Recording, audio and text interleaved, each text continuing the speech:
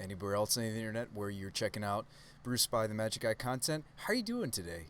Hope things are going well. We're going to be playing a pretty spicy list today. So this is our little WINota Castables I've been working on. I've been trying to figure out how much we can bend the mana base before it breaks. Been trying to figure out how many targets we can include, how much utility that we can really squeeze out of the deck. I've been really frustrated by, not that the Mdrn or like the Automaton are examples of this, I've been a little frustrated lately with playing Birds of Paradise and such, just because there's a few different Lava Dart decks that are growing in popularity or have been popular. So obviously there's still quite a few targets, not that Strangleroot Geist is an example. There's still quite a few creatures I'm playing even still that are susceptible to Dart, such as the Mdrn or Thalia or Shale. Like there's still a few creatures here and there that I am playing, or the entity, that are a little just vulnerable to that card. I'm trying to make us a little bit less vulnerable to that card, so that's why you see me swapping into Gilded Goose and Givers and such. But the main central idea of the deck is still intact. We're still primarily an Eldritch Evolution deck trying to get WINota on the table with a bunch of non-humans and go fetch out these powerful humans. We've also got Pyre of Heroes now, which is cool. You'll see this normally in Goblins. Modern Goblins combo right now is playing Pyre of Heroes. They usually only play 2 copies, so we followed suit. I'm playing 2 copies as well. So why don't we go ahead and hop into a league? It's been really exciting working on this deck with you guys. Been really enjoying the list. I hope that's the latest version. Should be. Sweet. So we're bringing back the Automaton. I think there are things that are good and bad about it. I'm also now playing a Prowling in the sideboard. This is the Cat Snake that it itself can't be countered, and creature spells I control can't be countered. Our deck is primarily creatures, so I actually think we might really like this as a sideboard option against the blue decks of the format. So we'll see. I'm not sure. But hopefully you guys, wherever you are in the world, are having a nice day. It was beautiful out yesterday. Hopefully you guys got outside. But what are you guys doing right now in Modern? I'd be curious. Maybe let me know in the YouTube comments below, or in the Twitch chat if you're a chatter on Twitch. Let me know what you're playing, and I'd love to talk about it and kind of pick your brain.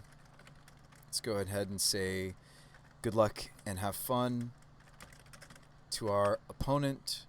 This opener is maybe okay since we're on the draw.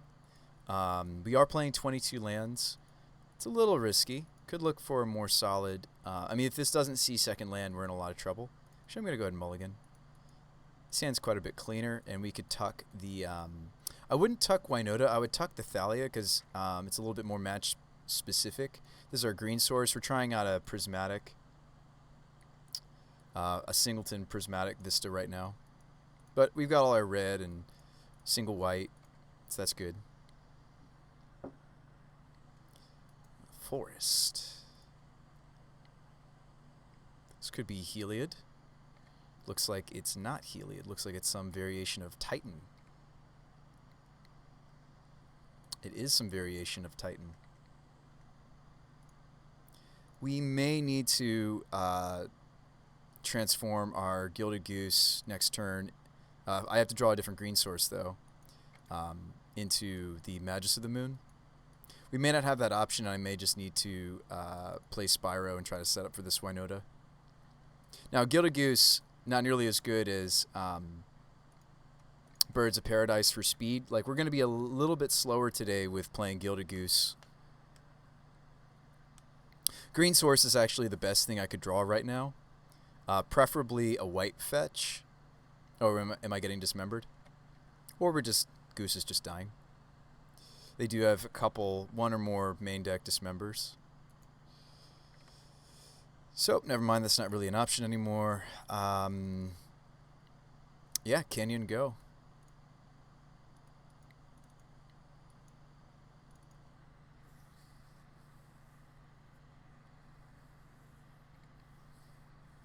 Not gonna crack the food, although I guess I could. The problem is like I'd take a damage to do so.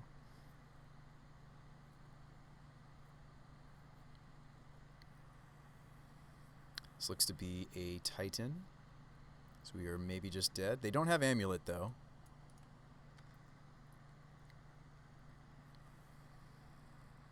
Wondering if I should have just played out the Eldritch. They probably don't have a second Dismember. If I played out... Sorry, the Dried Arbor. If I played out Dried Arbor, I could have Eldritched into some of our 2-drops. I don't know if any of our 2-drops really help us all that much against Titan, though. Not really. Not really. So they get a Chamber and a Talaria West. They return the Castle Garenbrig to their hand. I'll pop the food, actually. Kind of gains us 2 life in this situation. Let's play our Spyro. Without an Amulet, it does take a swing or so with the prime time to kill. Something to think about when it comes to Titan. I'm not going to drop the Arbor. I think, well, actually... Yeah, we're going to dump Heron's Grace, I think. It's sad to naturally draw this here. I'd much rather WINota into it. Yeah, I may not get green, so I'm probably better off keeping WINota, right? Because any land turns on the WINota. Yeah, so let's pitch. Did not draw the 4th land. I mean, like, Arbor is a 4th land, but it's not really a 4th land for this WINota. Really need to see a different land off the top. I know this deck is a total meme, but I've really been enjoying it. I wonder if there are some, like, Vanifer lists out there that I may have enjoyed playing. I didn't realize I'd like a creature deck as much. I do think why I'm enjoying this deck has a lot to do with the fact that it's like a silver bullet kind of tutoring deck. They had another Talaria West in their hand. Are we going to see Engineered Explosives? We're going to see Summoner's Pact. So we're going to go see them get their 3-drop, and they're going to go get some Valakutes, and they're going to kill all my creatures.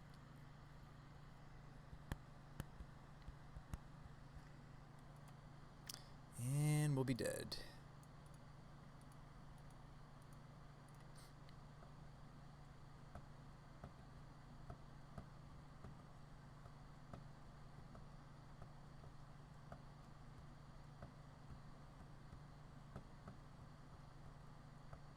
And they probably even have another land in their hand. So we're going to see 4 Valakut triggers.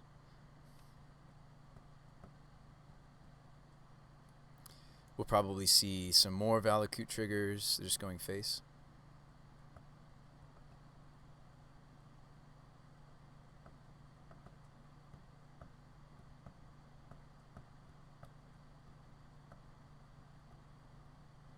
How much blocking do I have to do? This much?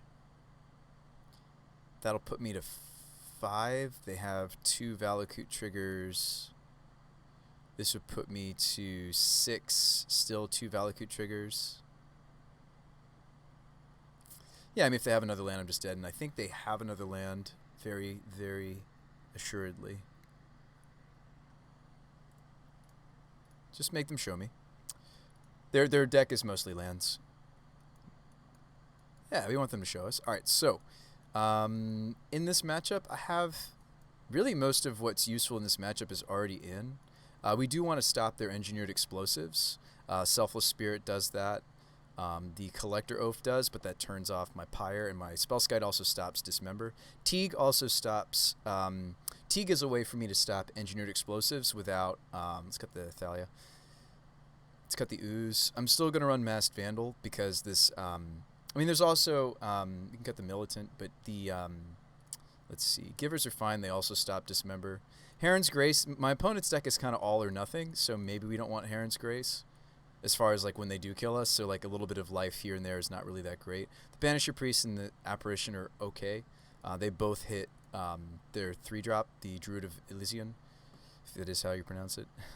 So, maybe we want the Selflesses because they stop explosives. It's really not much else for us. I think Collector Oath is risky. Revoker, yeah, that's the better way. Sorry, Revoker and Teague are how I want to stop Engineered Explosives. There we go. And I still have room to run the Heron's Grace. Yeah, they do play Pact, so Prowling does stop a card, but Pact is probably not what they're up to over there. Linvala is going to stop a Walking Ballista. That's about all that she stops. Let's still run the Heron's Grace. Looks like we have room. So these are kind of our heavy hitter humans. The Entity, the Heron's Grace, the Lena, the Blade Historian, and Kenrith, the Returned King. Let's run it back. Our human count is pretty good right now with all the changelings. Round 2.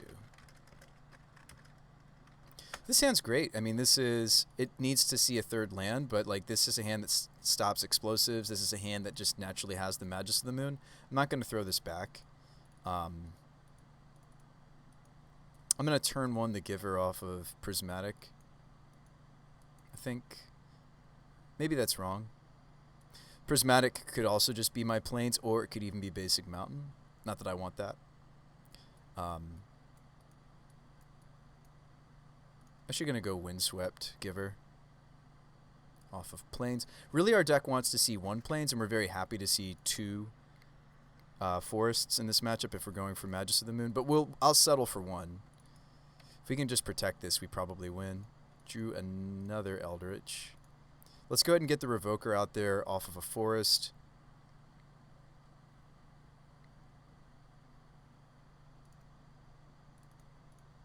I'm going to name Engineered Explosives.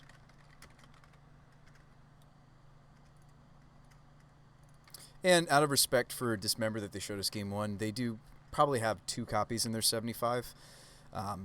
I'll hang back on the Giver. Sure, we could get in a point of damage there, but I don't really see the benefit. Amulet, nice. Nice, they have their Amulet. All right, they've got the Amulet. Do we find our 3rd land? 20 lands still left in our deck.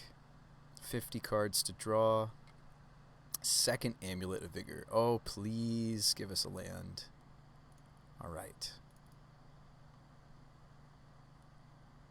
I am running a basic Mountain now, so we don't have to take pain here.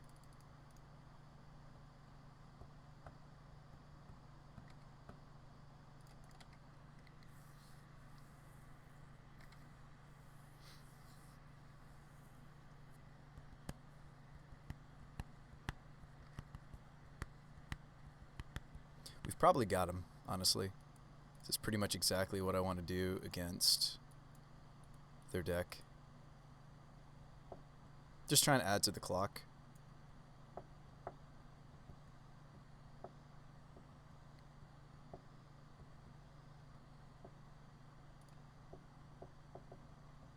Let's run it back. That's exactly what we want to do against Titan. I usually have to tutor for the Magus of the Moon. It's not normally naturally drawn, right? But we essentially have a lot of different ways to access the Magus of the Moon with the 2 Pyres and the 4 Eldritch Evolutions.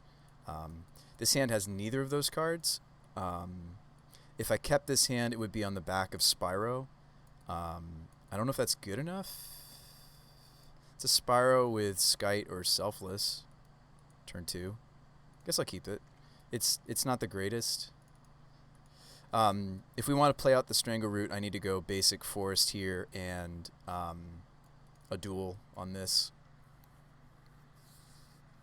I'm terrified that they look like they're... Oh, okay, they mulligan to 6, but still, a 6-card hand for Titan is still usually pretty good. We do draw the Eldritch Evolution, fantastic. So we can still set up... Magus of the Moon, maybe. So I actually don't... I guess we want to get the Strangle Root on the table. I'm not going to fetch here. It's more important that we keep our fetches open and try to set up. I mean, granted, I might just... I'm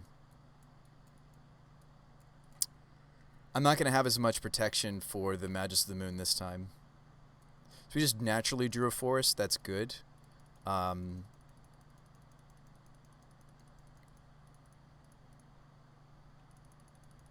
think Strangleroot is going to limit me, but it's really what I want to Eldritch, though. I kind of want my Prismatic Vista to be open to get basic Plains. So here's what I'm going to do. I'm going to go Stomping Ground. Geist. Hitcha. Next turn. Yeah, we just hope it's good enough. I didn't get to turn one like a giver or anything like that. We didn't have a moment to get the spell skite on the table. Although it looks like they're going off kind of slow over there. Like maybe I'm rushing. Maybe I do have a moment to, like, I could go Windswept Skite. That's not going to protect the Magus from everything, but it'll protect it from most things. Unless we want to go Selfless. I think I'd rather go Spell Skite. Selfless Spirit doesn't protect me from Dismember. This just helps me when it comes to Engineered Explosives. So let's go Spell Skite. Spell Skite Windswept. Me slowing down a turn here is a little scary, but I think it's going to be worth it. I'm sure they, certainly have a few different ways to beat the Magus of the Moon if I just go for it. Also, this gives me a chance to get more basics out. Like, I don't need to fetch. Like, it might be greedy to go for the Arbor when I could have green.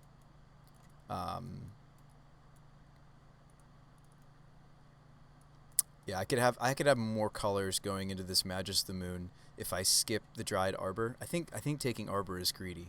Actually, that's why I led Windswept here. I was considering going and getting our Dryad Arbor.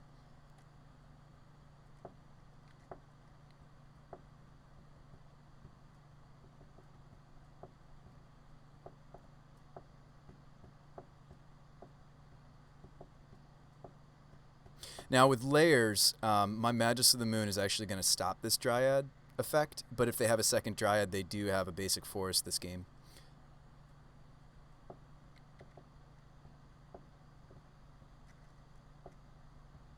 So we naturally drew a second red source for Spyro. So I think I just go basic, right?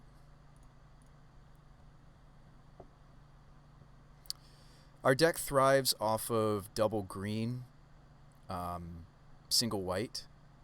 Yes, I have a couple cards that want white, but like second, like the double green is more important. Well, let's do the math. So I have a white here, but I have another Geist, and I'd still be more interested in green. The exception, of course, is Blade Historian, but we're gonna have a lot of mountains we'll draw before I see the Blade Historian, most likely. And we do have enough red sources for the Spyro, since these would be 2 red sources. So I think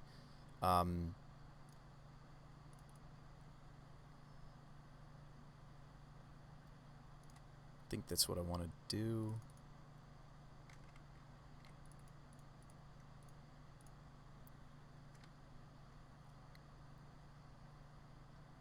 Dryad is also, unfortunately, a brick wall for us. And a lot of the time, like, if we were really feeling lucky, I would go for WINota and just attack with these two. We'd lose the Strangle. I'd get 12 looks for the Magus of the Moon. I think I'm just supposed to take the Magus and hope to draw. And we have some gas behind this, right? We've got a Spyro. So I've got a protected Magus of the Moon. They need to play another Dryad now.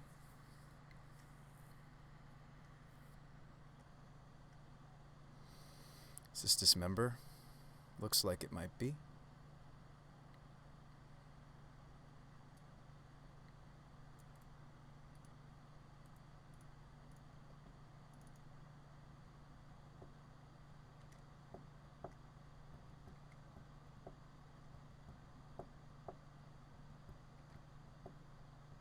I'd like to get the Selfless on the table next, right? Isn't that more important than Spyro? Just in case they have another random way to get rid of this Magus of the Moon.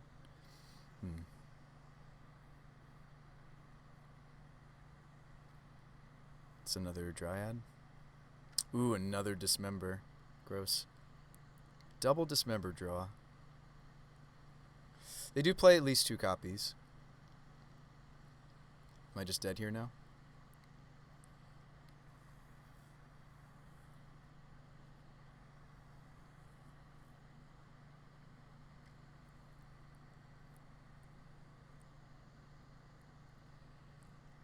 So they transmute for Summoner's Pact.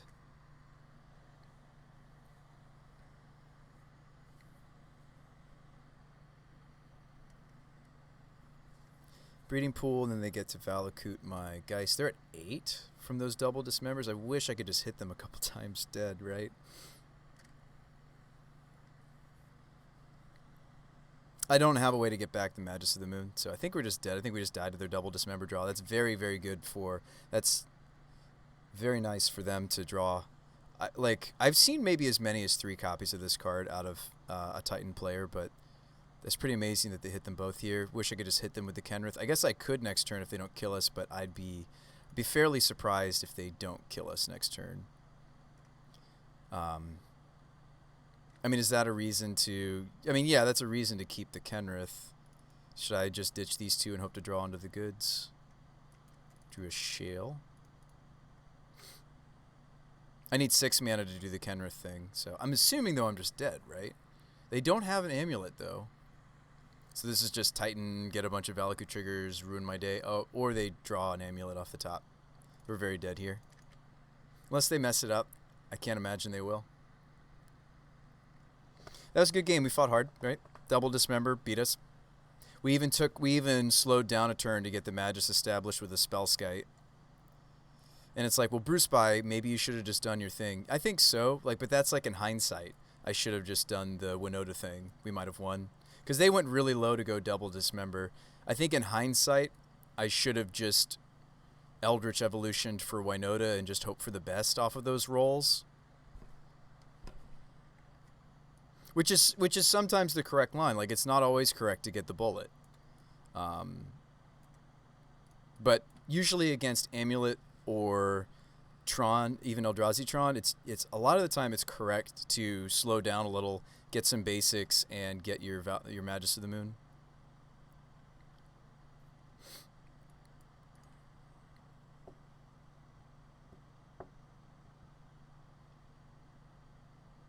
So that's lethal right there. Good games.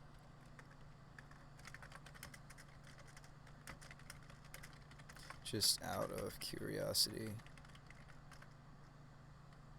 how many Dismembers is your build running? I'll ask him.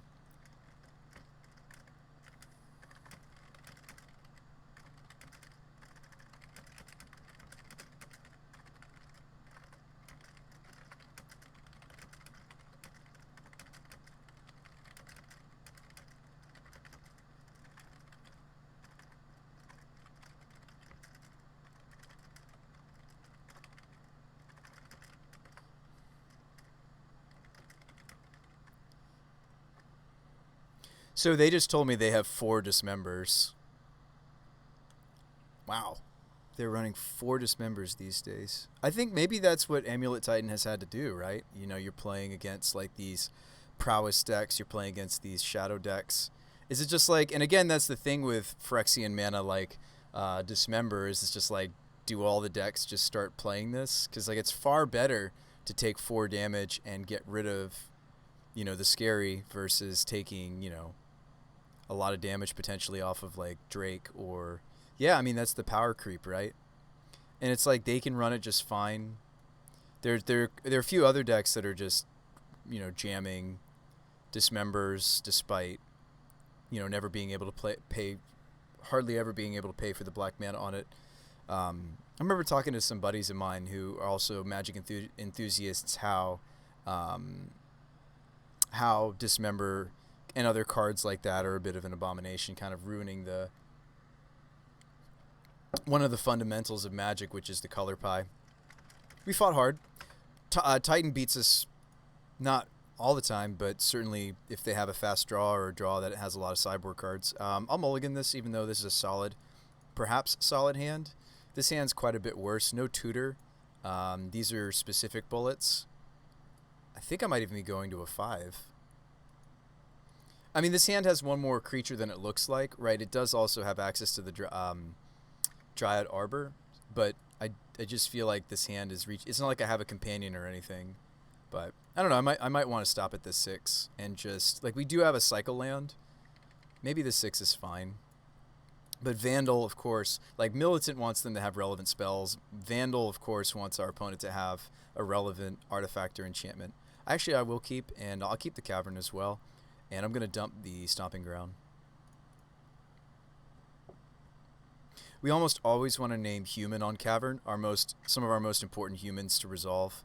Some of our most important cards, excuse me, are humans. So maybe I'll just go Canyon Militant. I don't know what I want to fetch just yet.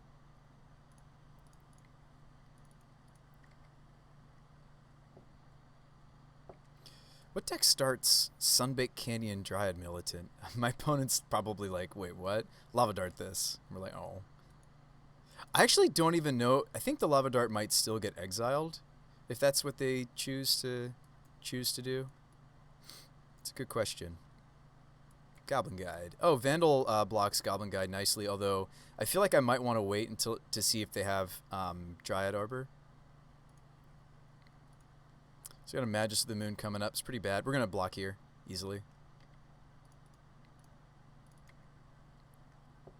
Yeah, I don't want to play out the Masked Vandal yet. I think I want to go Foothills, see what they do. And I'm either going to cycle... I can't consider cycling Canyon just yet. It's bad to draw these Horizon lands this early against Burn. We can beat Burn. It's not impossible. This draw doesn't look great, though, for it. But I'm already thinking about my sideboard, like All-Stars here are Mark of Asylum. This is prevent all non-combat damage. Delta creatures, we have a Timely Reinforcements. So we have a few different useful things to bring in. This is Eidolon, right? So I do have the Masked Vandal. Let's go ahead and fetch out Dryad. It's a little greedy. I have plenty of land, though. I think it's fine. Drew Loam Dryad. So let's kill this and then play out the Dryad. I think that's fine. Basic Forest. So I do have a creature in my graveyard. You want to make sure that you remember to check your graveyard and be like, oh yeah, I do have a creature. That's another reason I blocked the Goblin Guide, because I have the Masked Vandal in my hand. So we're going to go Basic Forest. Not just because of the Magus in my hand. Magus of the Moon is probably not going to get cast this game. Let's go Basic Forest for this Dryad. Say go. I'm at 14 already. Taking 2 points of damage off of this Canyon. Bolt my face. That's scary.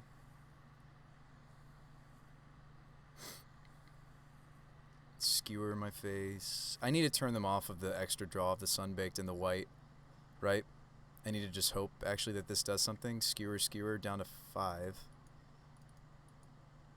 Spellskite the draw. That's better. I'm still going to name Human on this Cavern. I think Spellskite's going to be better than me playing... Can I get everybody on the table? Actually, could I do this? Could I go... Yeah, I can. Good. So we're going to Magus and then make this not cost me life anymore. And play out our Spellskite.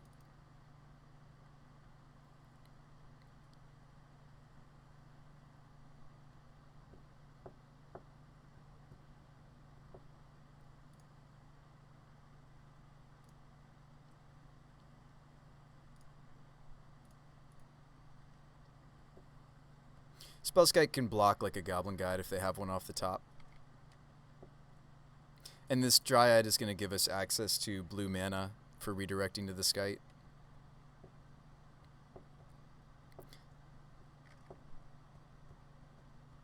They're not playing a Lurrus build. You just have me, opponent? Alright, Kenrith, can I get you on the table?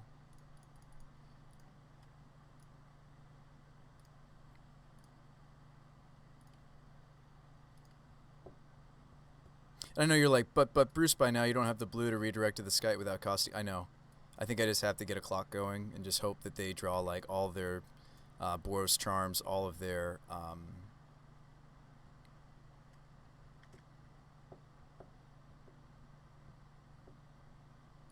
yeah, I think I just have to hope that they draw yeah, not direct red burn spells.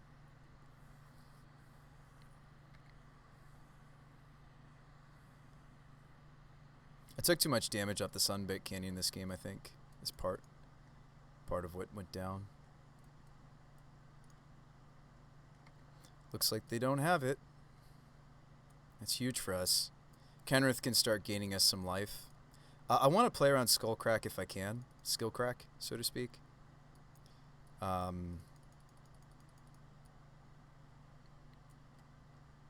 at 12.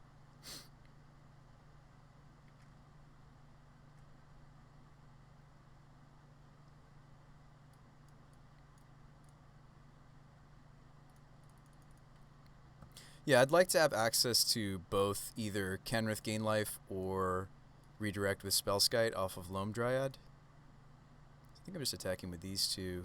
I could certainly do the trample depending on how he blocks, or I could put a counter and still have 1, 2, 3 for Kenrith activation or Spellskite. Hey, what's up, Cylon?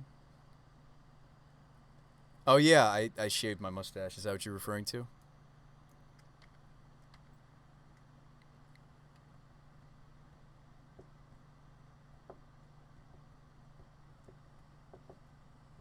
Yeah, how you doing, Cylon? How's it going?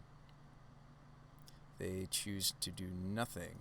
They'll take 6. I accept. I really, really hope the Magus of the Moon is cutting them off of some stuff. Like that their hand right now is like a...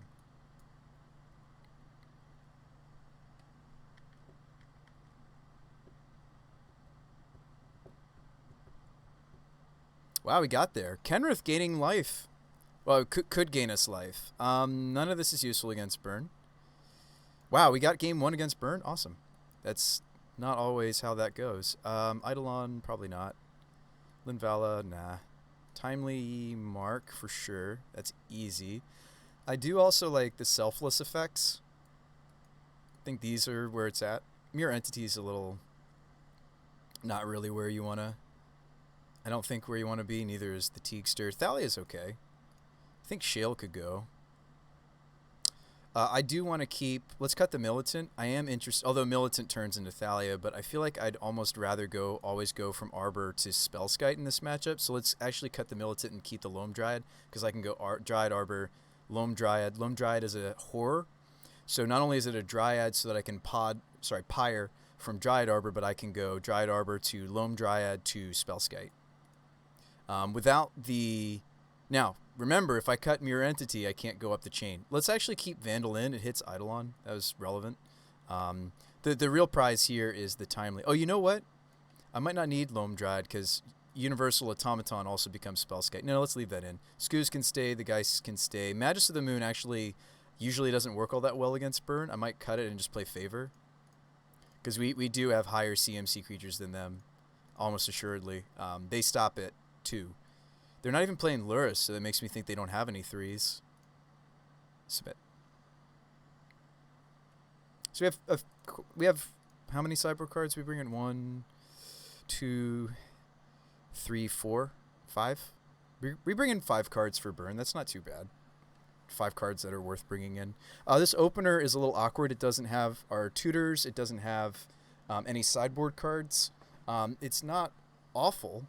Right? Well, actually it is, right? So I'd have to go Forest for Dryad. And then I guess I'd play out Dryad, play Geist or Spirit. I don't know. This hand just... I feel like I'd want to look for a 6 that has a sideboard card. Wow, this 6 is so much better. Let's keep this, and I'm actually going to tuck the Selfless Spirit, right? I'd rather have the Pyre of Heroes. Yeah. Keep and tuck the Selfless. Now, this hand needs another land. It's going, not working. You got to wake up.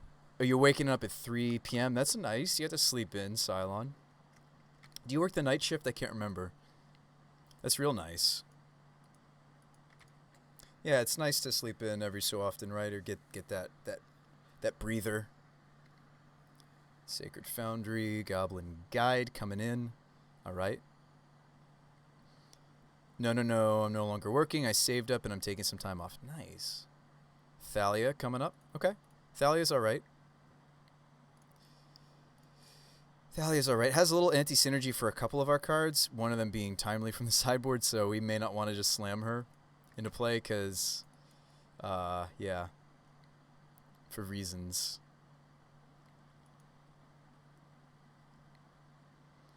Blaze, painful.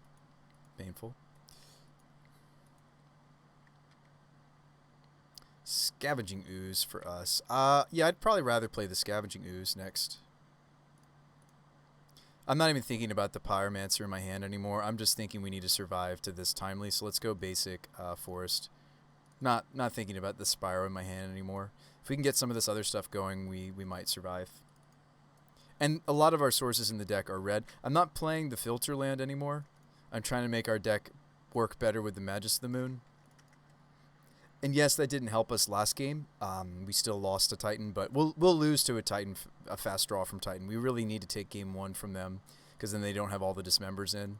Our opponent shared with me that he was playing 2 main deck dismember, and he actually had 2 more two more sideboarded dismembers. He brought in all 4 against us. We managed to fight off the first dismember, but the second dismember got my Magus of the Moon that we tutored for. Swift Spear. Taylor Swift Spear. This is another Searing Blaze. It's brutal. These are some of their, maybe some of their best cards in their 75 against us. Straight burn. Their Searing Blazes, amazing. I have to draw a land like right here, right now, and slam the Timely. Preferably, it's a land that's not going to cause a lot of damage. It's pretty much got to be a land. Ooh, we hit it. I'm going to name Human. Gets us closer to the Spyro. We're going to slam this Timely.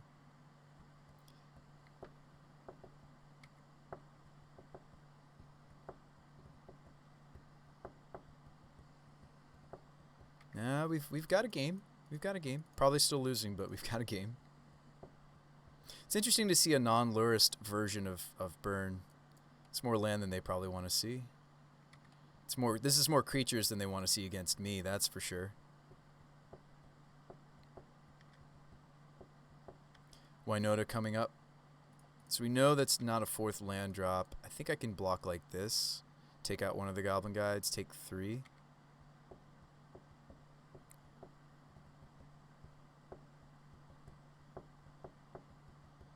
I don't really like playing out Pyre unless I'm potting something immediately. I don't have enough mana to get the Pyre going with the Loam Dryad yet. So let's just set up for WINota.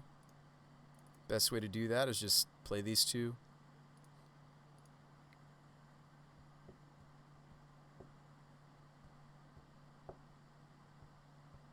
You've got a burn spell for me? Skill Crack. Alright. We'll take it. This can slow down their direct route.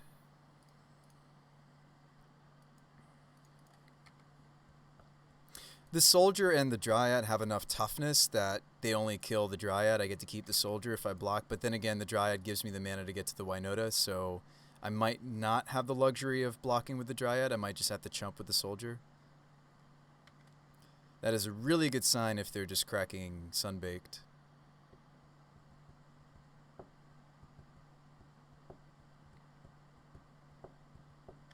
That is a very good sign if they're just cracking both canyons. They can't cast anything but a creature here.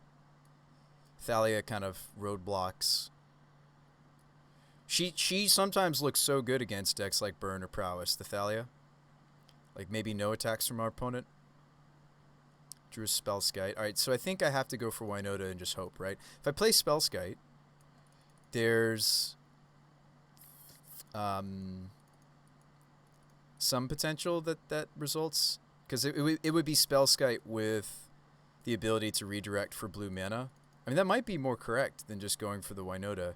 If I'm going for WINota, really the only hit that's important here, I think Magus of the Moon is out, so I can't cut them on white, which is relevant, is pretty much I'd have to hit Heron's Grace, right? So I don't think looking at, and I'm only going to look 6 deep, I think we should spend another turn setting up, which would look like... another turn of setting up would look like play Spellskite, say go.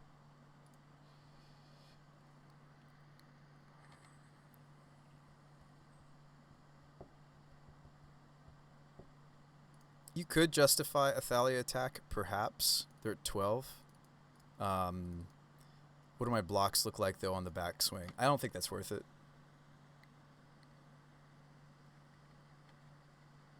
So this is me being able to change the target to Spellskite. That's all that this play is really offering. I'm going a little bit wider to set up for a juicier WINota turn. That's pretty much it. Because these 2 will tap, but I'll have these, access to these. What we got here? Blaze? They don't have land drop with the Blaze necessarily.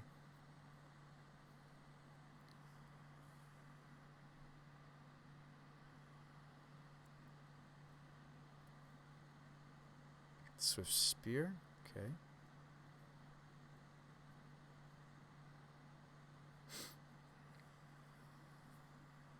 Spear. So they're setting up 2. Goblin Guide, draw me a land, please. Thank you.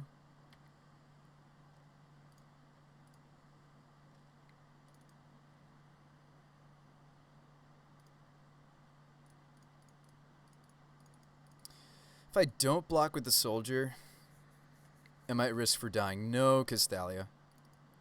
I'm at risk of losing the Loam Dryad, but I can still play WINota next turn even if I lose the Dryad.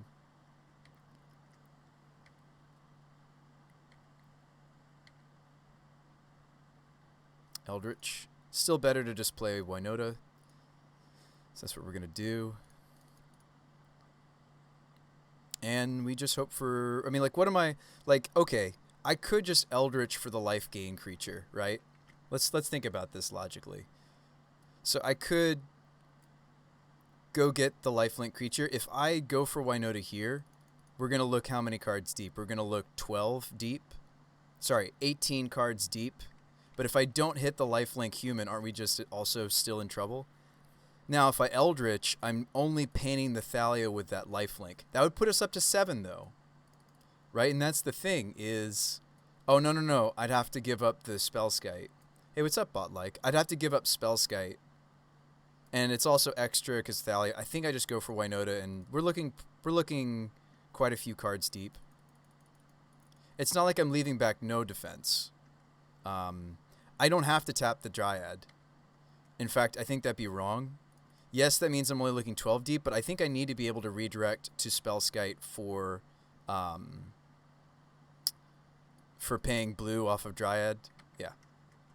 So we just hope to hit something spicy here. Spyro's good.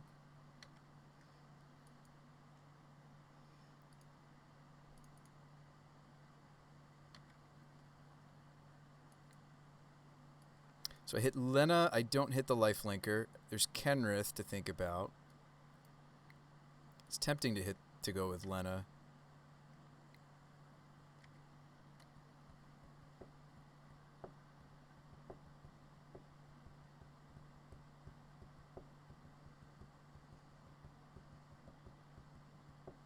And we don't redirect anything except Boros Charm. I'm at 4, which is a great number to be at. We have a Spellskite activation using blue mana. Thank you, Loam Dryad. We win the match.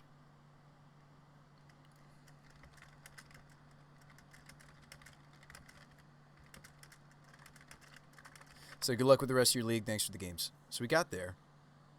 The timely reinforcements was huge for this second game. Like, that was so ginormous. They literally had Searing Blaze. So they blazed our Giver of Runes, and they blazed my Scavenging, but we did hit the 3rd land, and we went from timely to all this stuff that you saw.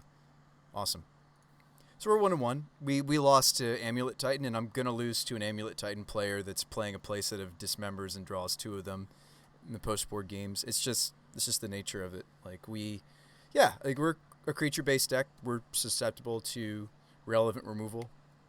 This deck's been a lot of fun. I've really, really enjoyed this deck since we introduced the Pyre of Heroes. Hey, how's it going, Jade? How you doing tonight? Hope you're doing well. Hope it's going well. I'm glad to hear that. I put in a little more time on that idle game, but I kind of stopped for the moment. But like says you're still playing Automaton. I cut it and I actually brought it back. I know. I cut it and then I brought it back. Actually, it's funny because like it's theoretically even worse in this version because I'm only running 6. Yeah, I'm only running 6 fetches that are going to get the Dryad Arbor. So like in theory, it's even worse in this version. But let's see if the rest of our deck can carry some of my silly card choices. Yes. All right. Hey, good luck and have fun. To our opponent. This is a mulligan. This is a keeper, right? And let's keep... Magus of the Moon is more useful in the format overall than the Militant is, and I only need 1 Dryad. I'm going to pick Loam Dryad over Militant. I mean, watch them be a deck where this is relevant, right? Masked Vandal also could be something that we throw back, but Masked Vandal is a changeling. So if I drew Pyre, this is going to have more opportunities than the Militant. So let's put this back. We'll just go turn 1 Dryad. So innocent, right? The turn 1 Dryad. Such an innocent turn 1 play in Modern, right? Now, some of the reason why I've switched out of the playset of Birds of Paradise is just that I am trying to, not that Automaton, Dryad, or Militant do, or Thalia even, I'm trying to better respect, these 6 here don't respect. The rest of our deck is relatively more resilient to Lava Dart, which is popular in a couple of different, not only popular in, speaking of which, popular in a couple of different archetypes. Not that my opponent is prowess guaranteed. They could be storms. Probably prowess, though. Anytime I see Spire Bluff, Serum Visions, I'm almost always certain to expect prowess. We do draw the Pyre of Heroes. It's better if I just get the Masked Vandal on the table, though, right? Now, this is where I could let us get punished, right? Like, I could go get the Arbor and then play Vandal off of this mana, and then we're down to 1 land. That seems foolish.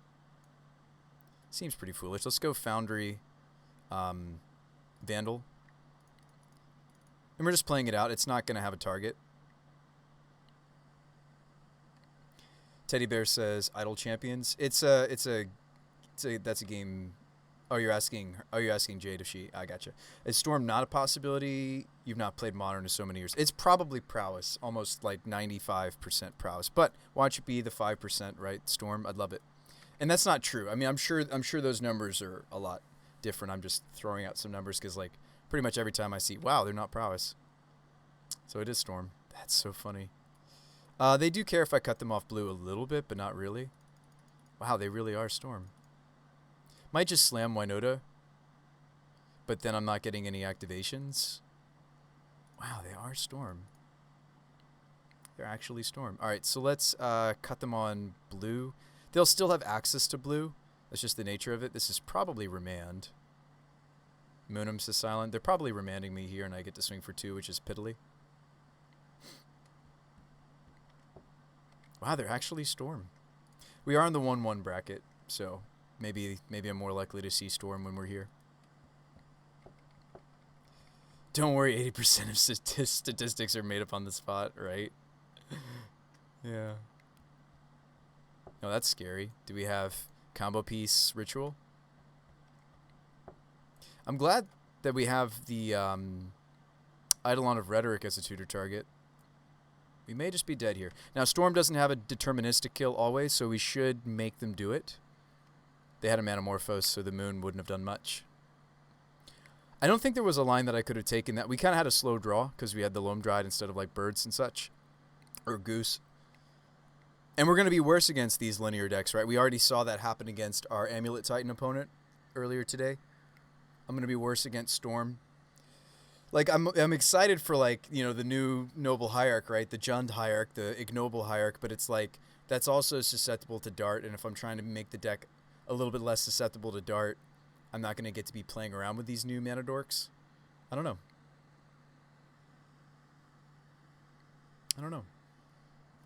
Alright, so what do we bin? We're going to bin the Ritual and the other Ritual. Might be correct to even just bin Manamorphose is essentially a Ritual. I'll bin Manamorphose and the Desperate Writ. So they're going to get the Passing Flames. Can't really stop them. So they've got a Passing Flames kill here. Unless they make a mistake, which I don't think they will. I'll use this time to be thinking about my sideboard. I mean, Veil of Summer does have relevant things to stop them from casting. I might bring that in. The Serapod stops the remanding that they can do to me. It's just not very good in this matchup, though. Mark of Asylum is useful. They do have bounce effects. It's almost like I wonder if Favor would be better because everything I'm playing is bigger. But we'll see what we get to cut out. We do have a main deck Teague. Didn't really have the ability to get to it this game. Right? I guess I could have played Pyre and then played Pyre second. I mean, their remand was going to disrupt us no matter what. That was a good time for them to remand us.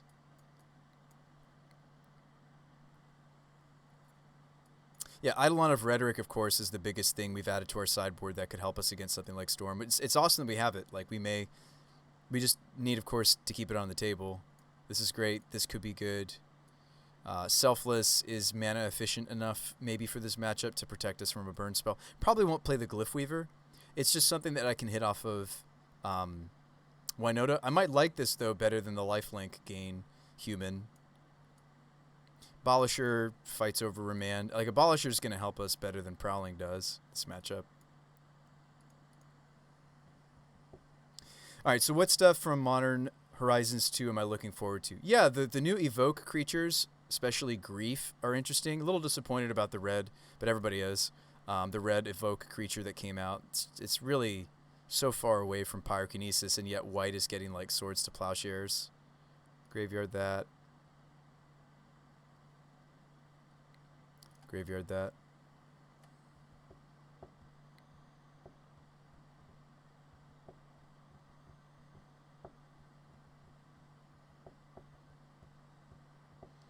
Doesn't look like they've made any mistakes like we might have been hoping, right?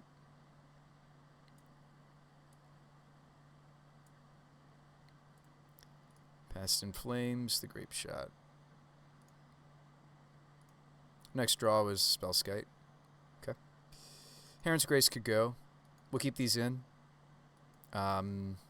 Magus the Moon really doesn't do enough in this matchup. These are slow. These two. Mirror Entity could also perhaps go unless we want to be able to pot up the chain. Militant is more useful than Automaton for sure. Why would I want Automaton? Oh, Automaton lets me go from Arbor to Gaddock Teak. I actually do want that capability. So I don't think I'm cutting any of my one-drops. Shale can go. Thalia stays. Like, we do have some relevant stuff for this matchup. I just didn't have the moment to tutor for it. Like, we're kind of hoping to steal game one against Storm. Let's bring in the goods. Let's bring in Mark perhaps first.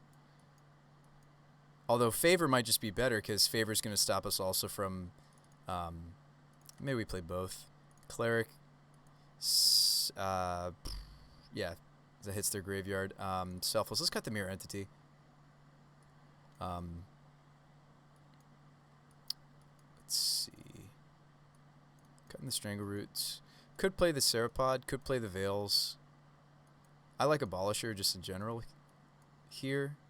Eidolon, of course, is the real prize. If we have room for these three, we'll play them, but I don't think we do. I don't think we do have room. Eldritch can get remanded and it feels so bad, but like I think we have to have our tutors. Actually, if that's my attitude, maybe we should slim on these a little bit. They can be very, very bad in this matchup with remand and such happening, but I can't cut all of them. Masked Vandal does have things to hit like their 3-drop enchantment. This hits, so I probably still want this. But then again, Apparition hits all the things. Let's just cut both of these. Although Masked Vandal lets me kind of guarantee go from my 1-drops to the correct 3-drop as far as Pyre of Heroes is concerned. But I think I have so many relevant 2-drops, I don't think I need this, actually. Let's cut an Evolution. Go. Oh, yeah. Shardless is exciting, Teddy Bear. Yes, it is. Mark, probably play this, right? It needs to do more than what it's doing, but I think we've got a Canopy. Let's keep this. Veil of Summer, I can stop a Gifts Ungiven, which is kind of neat. It's another reason to bring the card in. Automaton, go.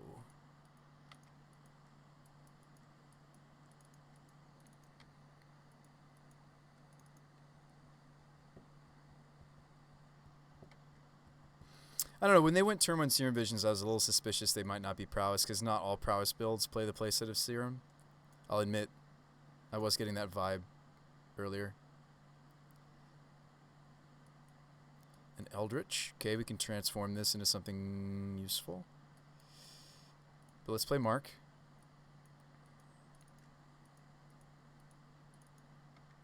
Really hate for this Eldritch to get countered. What are we even turning this into? Isn't Teague what we want? No, we go get Eidolon because it's naturally resilient. Well, we already have something that's going to stop Bolt, but Eidolon's still probably what I want. I'm not really interested to play, though, into this Remand. I would play Serapod, but I don't have green. I should have maybe played these lands out. White was a mistake. I also already had Eldritch in my hand, so that's my bad, folks. We could relatively safely go get Dryad Arbor, but then I wouldn't have any red sources. I think I should get the complementary... yeah, we should go get the complementary duel. So that's going to be Stomping Ground. Oh, I hope they don't just have us turn 3 again. That would suck. That'd really suck. I mean, I have Veil of Summer, so it's not like I have no interaction. Could also just kill this Brawl. I think that's silly. Like, what are we going to go get Eldritch Evolutioning, right? We're going to go get Eidolon, right? Eidolon's great here. Yeah. Pretty easily can go get Eidolon. And a Spellskite.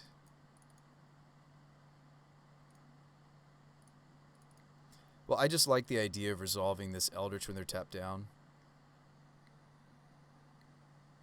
Surprised it took this long for them to add Shardless to Modern. Yeah. Let's go with Eidolon instead of Thalia.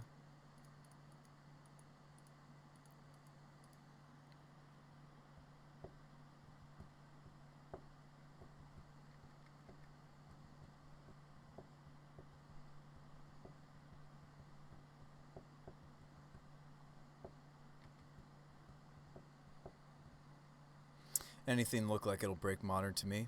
It's a good question. I think I just play the Serapod, right?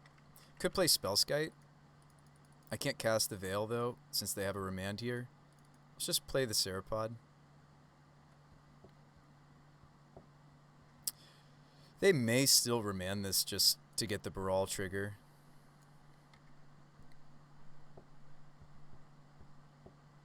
It's pretty safe for us to attack with the Eidolon unless they have exactly Bounce, Mark, and also Bolt this, but they can't play 2 spells because of how Eidolon works.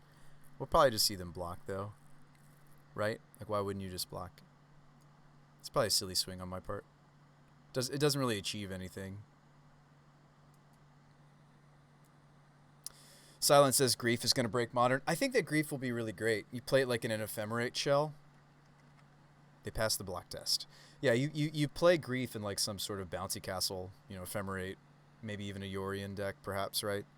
So I'm excited for that. A little worried, but excited. Is this Gifts? Wish that I could have Veiled of Summered that, but not much I can do.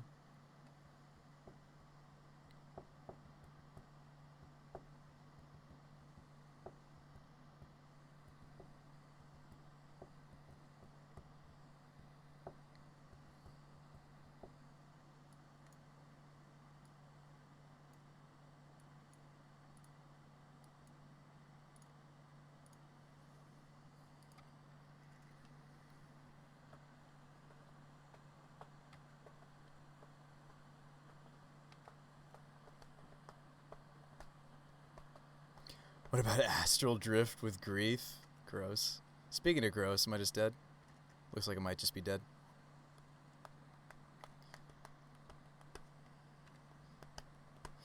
I wonder if earlier in the match, if I hadn't played the second planes, if we would have won this. I think it might have just been the land sequencing I chose, because I'm assuming we're just dead here.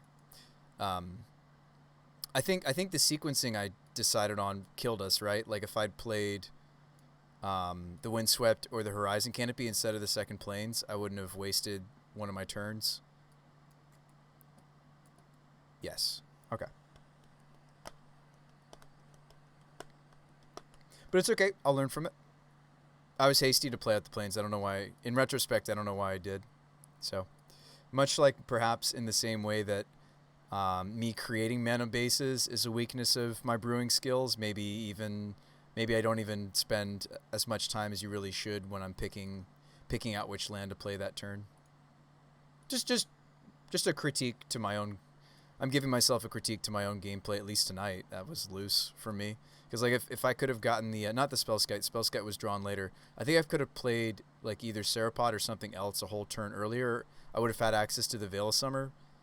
Maybe even the turn they went for, not the turn they went for Gifts, because I'd already played my card for the turn, which by the way sometimes screws you up when it comes to when sometimes screws you up, it can mess you up. The like Eidolon of Rhetoric is great for us because it's like something that I can something I can Pyre of Heroes the Strangerrootgeists into.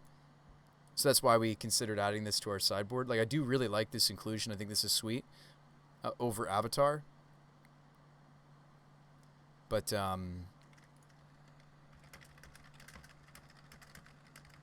good games and have a good rest of your league.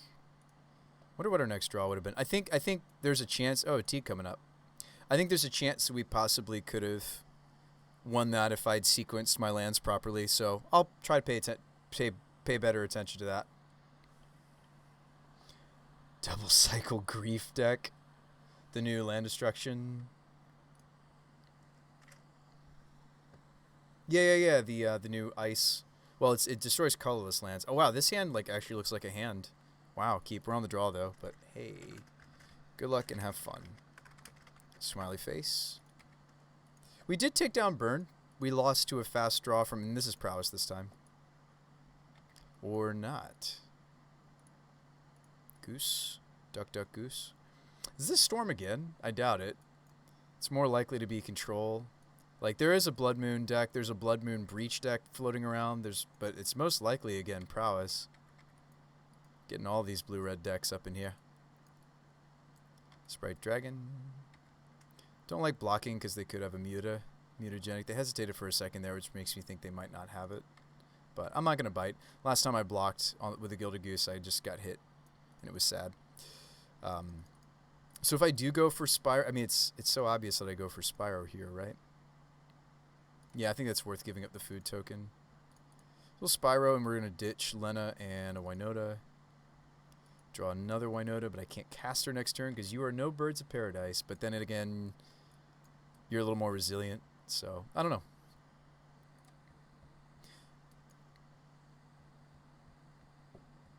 Could we put Avalanche Riders in this Grief deck?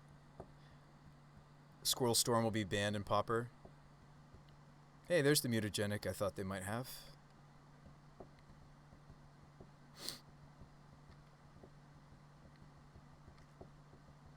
Nice. Stormwing. See how they scry? They went bottom top. Now, of course, the Gilded is perhaps useful for Pyre. So it gives us something to do this turn.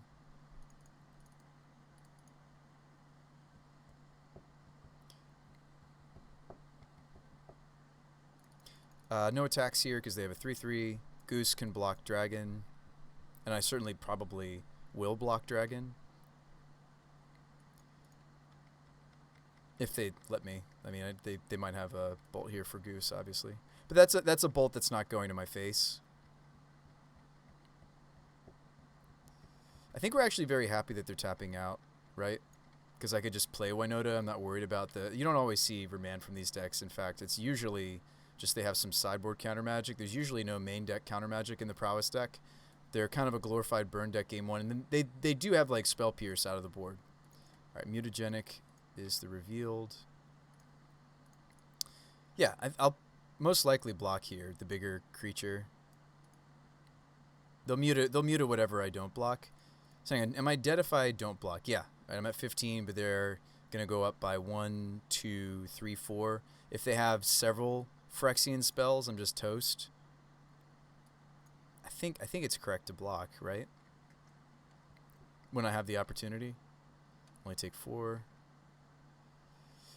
Alright, so if I Evolution or Pyre, we have some open mana. It might be correct to do that instead of playing out the WINota. I'm trying to see if that changes anything. I think I just play out WINota, though. It'd be different if I could Pyre activate and also play Evolution. It'd be a different conversation.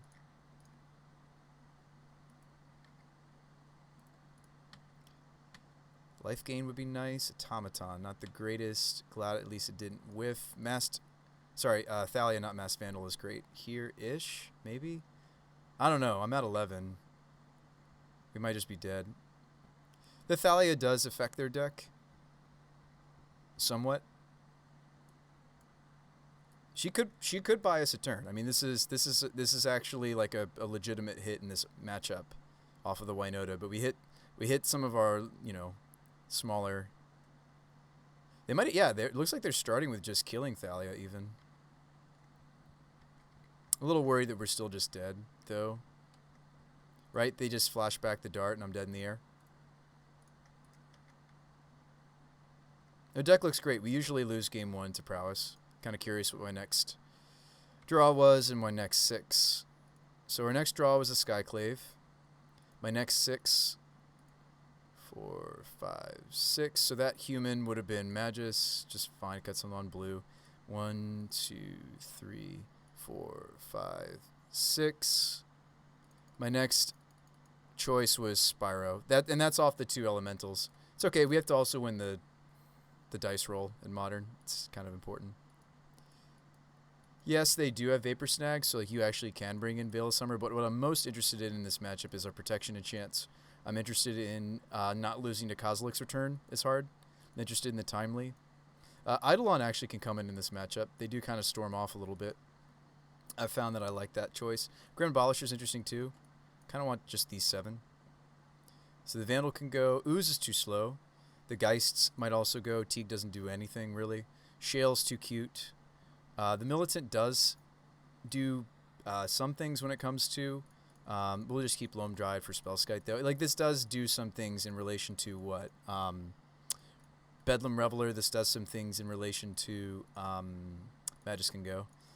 This card does do some things in relationship to Lava Dart. The problem is it itself dies to Dart, so I don't think we want it. And I think Dried Arbor is a bit of a liability too. I don't like cutting lands, but I think in this matchup we have been. So we'll continue to do that. And I'll still play the Geists. I'll still play the Ooze. I think that's where we go with it. You could play the Grand Abolisher, but let's run it like this. Yes. All right. The old need to draw a second land. Tempting to keep. See a sideboard card. We're gonna mulligan this. This hand has nothing. No, I'm kidding. This hand's actually not as bad as it looks when we're on the play. Keep. Put back a Plains. Done. So, what's funny is this hand wants me to go Sacred Foundry. Really hope that we just naturally draw into our green. This hand, like, we have the Apparition and the Spyro, so, like, we want to finish our colors, right? And that's where the main deck Mountain can really hurt us. We haven't been playing a main deck Mountain. Of course I draw Cavern. May even want to play Cavern. Name Human, play this. This gets Spell Pierced. We're sad. Nope, doesn't. Sweet. We're good to go. Even if my land draw is a little bit awkward, we're probably good to go. If they go, since they didn't have a turn 1 prowess creature, this is almost undoubtedly a dragon. We'll Apparition it. Another Spyro. Okay. Don't really want to crack the Apparition to our Pyre of Heroes, obviously. This is something that I go and get with my Pyre of Heroes.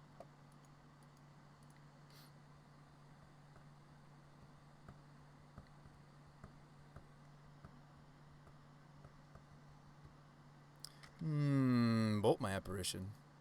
Okay. You get a 2/2.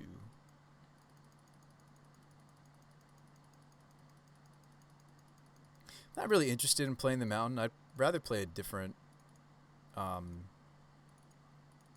land. Might even just keep the second Spyro instead.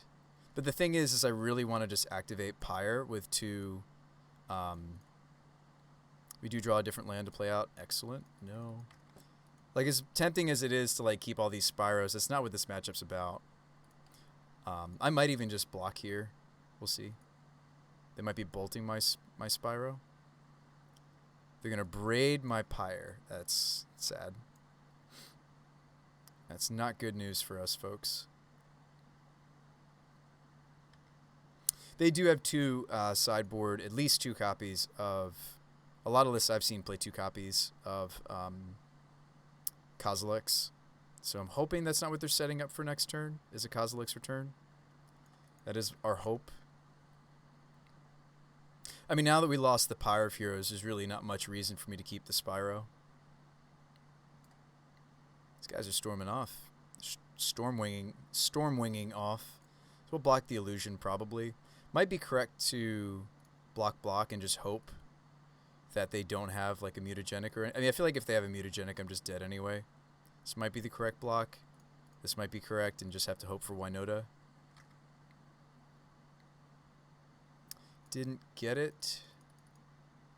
Could make more Peasy tokens. That seems wrong. It's probably gilded. I'm at 14. Famous last words, right, when it comes to playing against prowess. Play the Goose. Goose can block the entity. Blade Historian, go.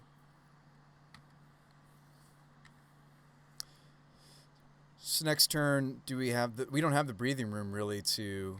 Flashback Spyro. I probably have to consider just eating the food. Need to draw something useful. Eat food, make a food. Need to draw something. I mean, I might not have the luxury. I might have to just trump with the Goose here, right here.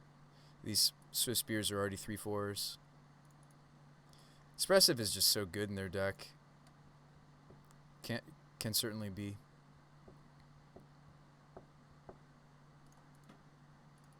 Show me pretty much any spell, right? Can I take this much? Show me another spell.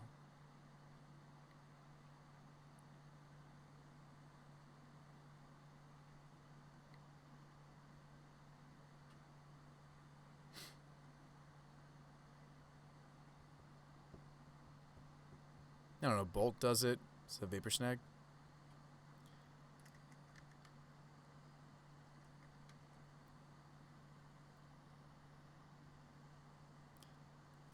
Oh wow, they just have a gut shot. Good games. Good luck with the rest of your league.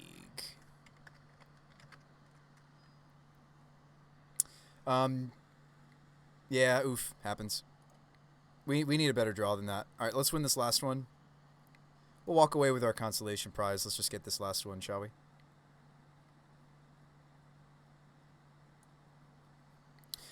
You guys missed it. Off stream, I actually worked on an Omori build. Umori. I was trying some weird tech. Like, we've talked about Fel Emissary before, so I was doing like a weird so Horde, Swarm, and Foul Emissary. Emissary is a 3-drop human that has a look at the top 4 stapled to it. And then when you sacrifice it, specifically while casting spells with Emerge, you get a 3/2 Eldrazi Horde creature token. So like this little synergy I was trying off stream. And the deck doesn't have any non-creatures. I adjusted it to just be mono creatures, so it's an Umori deck. If you guys don't remember Umori, that's the 4-drop 4/5 Ooze companion. Oops, rejoin, my bad. I don't think this was any better. Oh, yeah, Bone Crusher's down here. I don't think this was better. But yeah, between Fauna Shaman and the Emissaries, I actually was finding the WINotas and, of course, the draw 2. Discard 2, draw 2 off of Spyro. I actually was finding the WINotas. And I was trying to make the deck a little bit more resilient to Lava Dart decks, such as Prowess, such as like the Obosh deck. But it's still very much experimental. Thanks for Geek Media. Thanks for the follow. Welcome to the Bruce by the Magic Guy show. All right, hey, good luck and have fun. All right, so I think in the dark we can keep this. Oh no, we're not in the dark. They showed us Luris, but I still think this will be fine. In before Thoughtseize my Eldritch, Inquisition my Eldritch. Maybe they take Thalia. Maybe they take one of these. Now they're gonna take this. Oh, they take Thalia. Oh. Okay. Drew a Banisher Priest.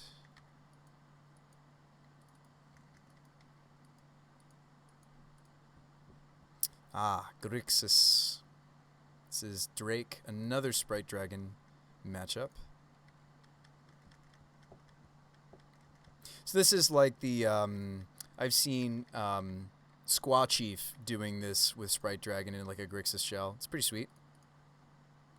I don't know if it's any good, but it's pretty sweet. We might be able to set up an Eldritch Evolution, but they're a playset of Drown deck, so that's kind of a pipe dream, perhaps. I'll have to bleed out their interaction.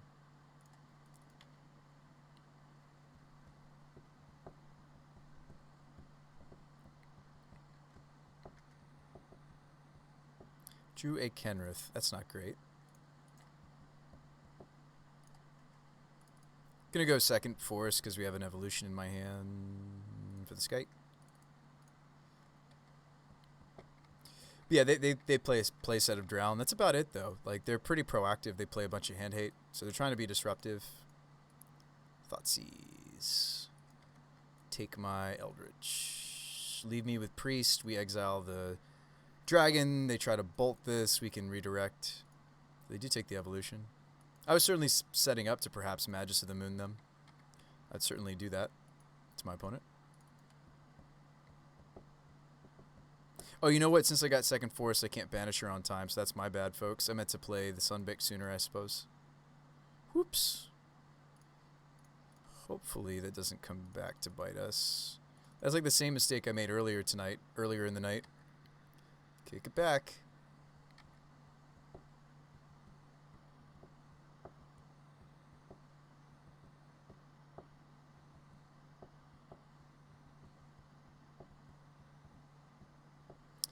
The iteration's so sweet in this, like, Grixis Drake, or Grixis Dragon, whatever you want to call it, Grixis Lurrus, it goes by as well. I almost like it more in this deck than the Prowess decks, but it's good in both, and this card's pretty nuts, so I wonder if you could do, like, even, like, a weird Jeskai, it wouldn't be, like, Jeskai Control, it'd be, like, Jeskai mid-range, like a Monastery Mentor kind of a thing, or, I don't know. Well, meanwhile, we're just getting torn apart with these hand hate. Take my Priest this time. Leave us with a Kenrith. I mean, the juicy stuff is still yet to be found off the top. They're almost dead if I just play Sunbaked and hit them with everything. Could they kill me? Ooh, Eldritch. We can just moon them. Sweet.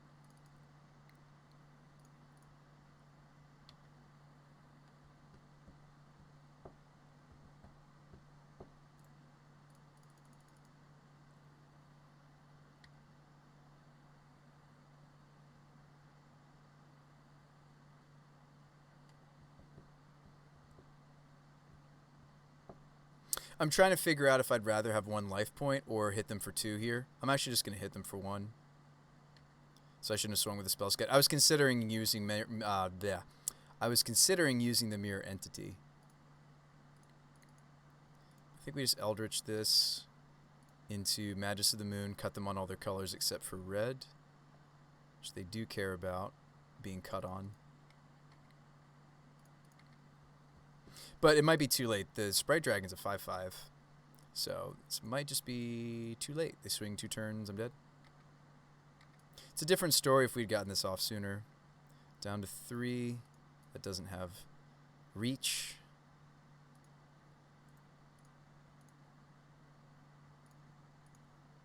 We need to have like flying or reach there. Alright, so this is good. This is good. These can like mess with their baubles. I don't usually like doing that. Clerics, Selfless is fine. Glyph Weaver. They do play Kozilek's Returns.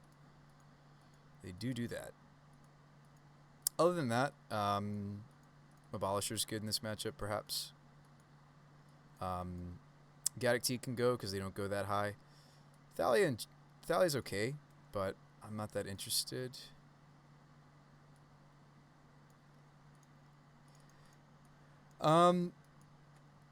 They just happen to have an aggressive draw. If they don't have the turn 2 Drake, their deck is actually not nearly as aggressive. Entity might also go in this matchup. It just helps me pot up the chain, but since I'm not running the Vandal, I think I also cut the Entity. Geist can stay. We can just, or sorry, Skite can stay, but we can just cut a Geist. They're filler. Like, so we could go Dryad to Loam to Skite. What if I go Dryad, Automaton? What 2-drop would I get? Abolisher? Scavenging Ooze? Well, I'll leave the Changeling in. I wanted to test it. One last league.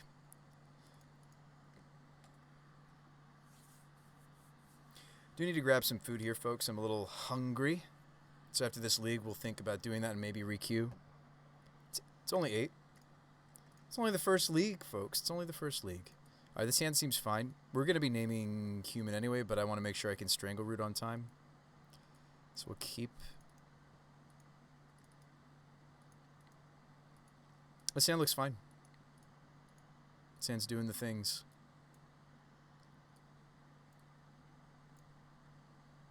So we already know that we want green-green. I think getting forest off of this vista is totally defensible. We'll still most likely name human on this cavern, but I want to make sure this is resolved. Obviously, they could still Aether Gust my WINota, even if I have cavern on human. Just stops. And oftentimes, like, their counterspell of choice, Drown on the Lock, obviously it just kills the WINota, so it's kind of moot. I kind of would need both Selfless and Cavern. Anyway. Let's go basic forest.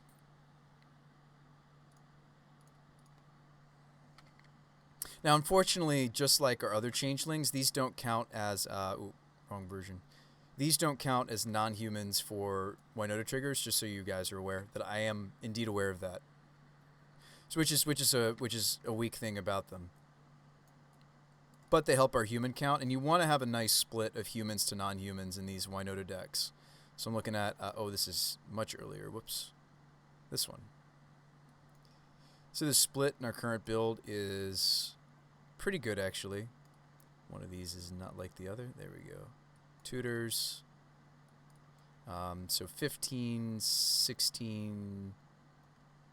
I think it's 18. Yeah, 18 humans and 15 non-human. With, of course, these green fetches being an extension of the Pyre Heroes curve, because these can all get this. So I think that's a pretty good split. 15, 18. I think it's fine.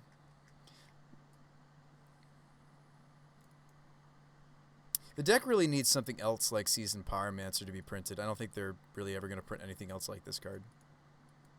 That's a human that also produces...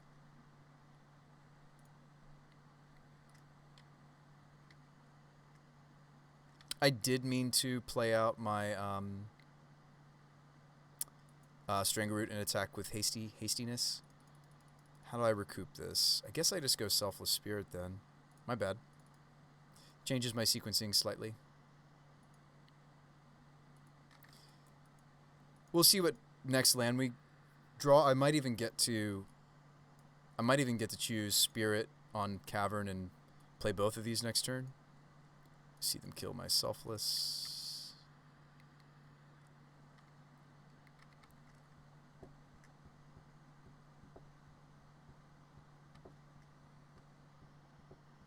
I've got some, you guys ever had Vietnamese soup? I've got some pho in the fridge.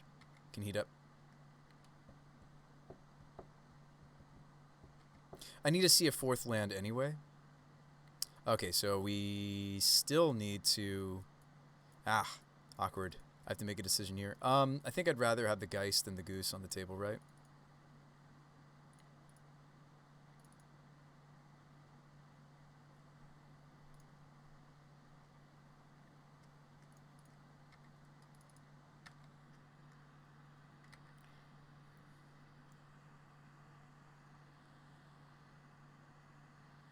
Pho is a soup made to eat in one sitting, you heathen. I was moving my roommate, and we had to stop eating. He literally put a timer and was like, we got to hit the road. And I was like, really? I'm not finished eating. He ended up with a burger and fries. I chose pho. It'll suck, soggy noodles suck. I know, but beggars can't be choosers. I'm also unemployed right now, so I will eat what I can get. EJK, you are welcome, though. I'm playing when I say this. I was about to say you're welcome to donate for a pizza. I would not turn you down for a donated pizza. Let's name human here. Red. I don't mention it often that I'm unemployed, but I thought you might get a rise out of that.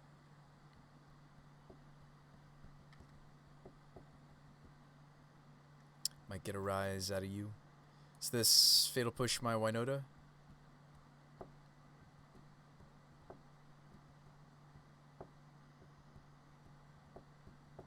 That's what it looks like. Maybe it's Bolt my Strangleroot Geist. That doesn't really... This is a changeling, so that doesn't actually matter for WINota. Very happy with my opponent's decision to take some damage and let me do things to them. Now, is banishing... Seriously, here's a good question. Is banishing the dragon legit? Because when it comes back, it loses its counters. Like, Blade Historian might be what I want to do. Spyro is really good. Gets me another token for the WINota. I might just banish her the dragon, though.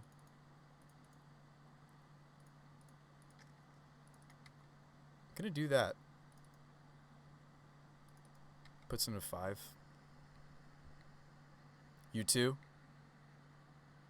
Oh, you're also unemployed? I'm sorry to hear that, EKG. Or you too, lol, that you could go for a pizza. Death's Shadow. Oh boy. What else you got, opponent?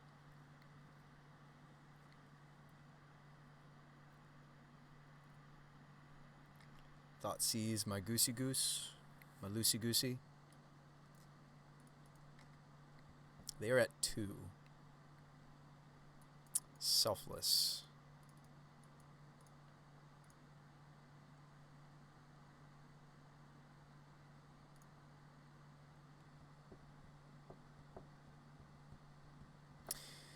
You have a YouTube channel, small. You have a coaching program for sports. What sports? Do we want to play the Glyph Weaver?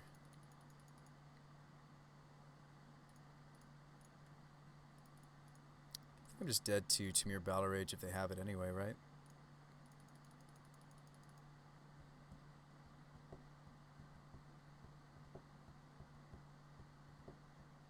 Probably drown my WINota. This is what's happening. They decide to drown the priest. No respect for the WINota trigger from my opponent. Because I'm attacking you with 3 creatures ideally, so you're just dead. That's how that cookie crumbles. I feel like they should have killed the WINota, because that's taking down a blocker and also the extra attacker I'm about to have. Yeah, no respects. How do I feel about timely reinforcements in this matchup? Like, they are kind of just like a bit aggressive, right? I mean, they are doing a shadow build. I've seen more controlling versions of this deck that don't bother with shadow. Now that they've shown me shadow, I almost kind of want the timely. Kind of want that now. They were fetching basics. I don't know. I mean, like, Magus might have been right to take out and then bring back in. Maybe Serapod is just silly. They do have permission, so, like, Eldritch can feel bad, man. I know I'm playing my Veils, but I actually, against these blue counterspell-based kinds of decks, I do kind of trim some number of Eldritches. Let's see if there's something else I could get in. I could play this other Geist. Pyre is much safer in this matchup, and these Geists turn into the Skyclave. Let's cut another evolution, actually. It's lucky that we got it off. It is. Like, I should trim some number of those, quite frankly. This looks right. Submit. Oh, boxing. Nice. That's not one you hear too much about, or that I'm aware of. I'm sure there's still like a lot of, you know. Yeah, I'm sure there's still plenty of rings out there. You know, boxing rings, but I wonder what the format could look like when Upheaval takes over. Is that what you think's gonna happen? People will be playing like the new Soul Ring, like Soul Ring and some other stuff with their Upheaval. What are people calling it? They're calling it Slow Ring, right? Is that what we're calling it? Let me go ahead, and while my opponent is thinking about their hand or playing first, let me pop the food in the oven. Let me pop this in the microwave.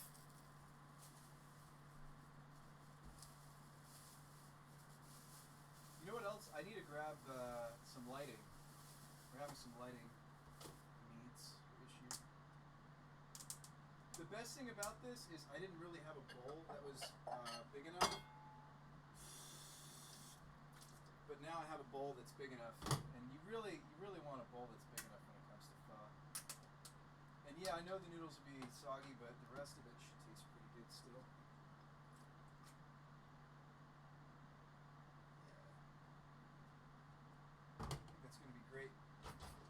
guys on the show like pho? Any of you like pho? Ooh, do I not really have the right spoons for this? That's my next question. I thought I did.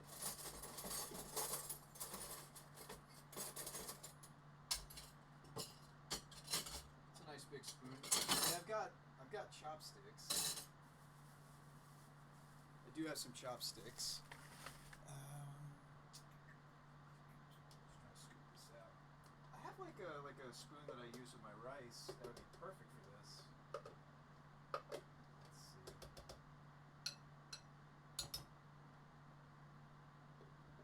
just heat this.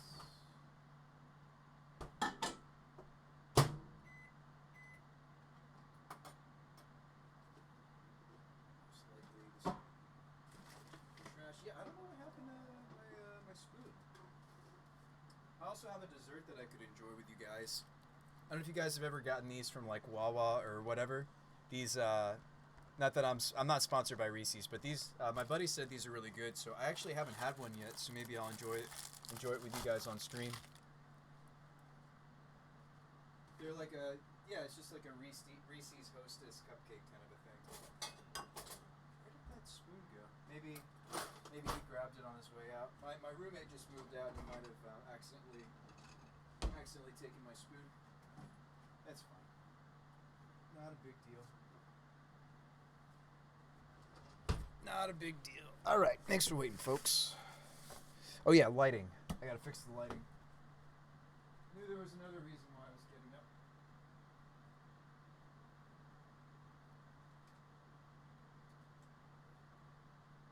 There's just, it's getting late. It's getting dark outside, so I need to set up my lighting.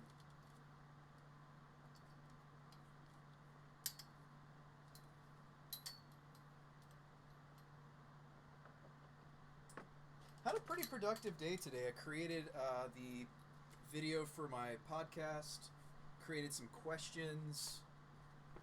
Excited about it.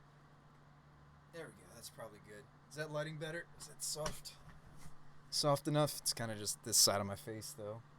Let's get it more forward. It's still just as bad. What am I going to do? Put it on top of my computer?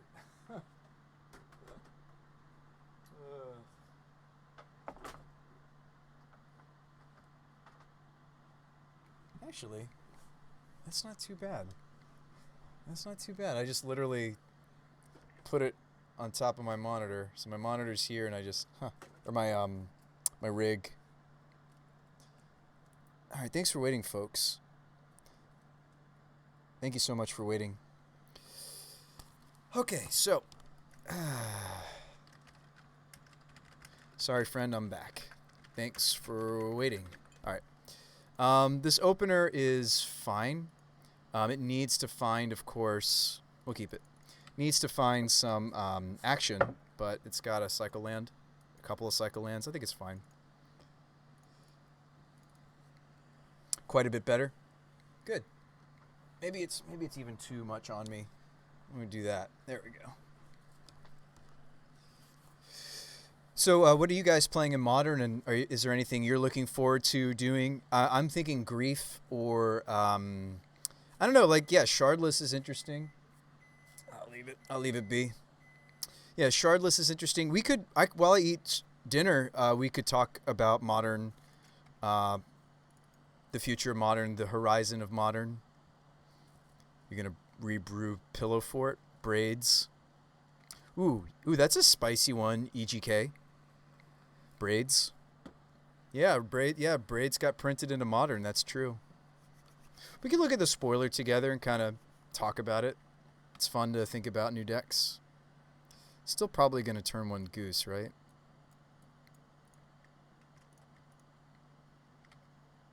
Maybe it's correct to turn one the Dryad, though, actually, in this situation. Because Goose would let the Dryad tap. I don't know. Oh, they're going to Fatal Push my Goose? That's great for us, maybe. That's maybe great for us.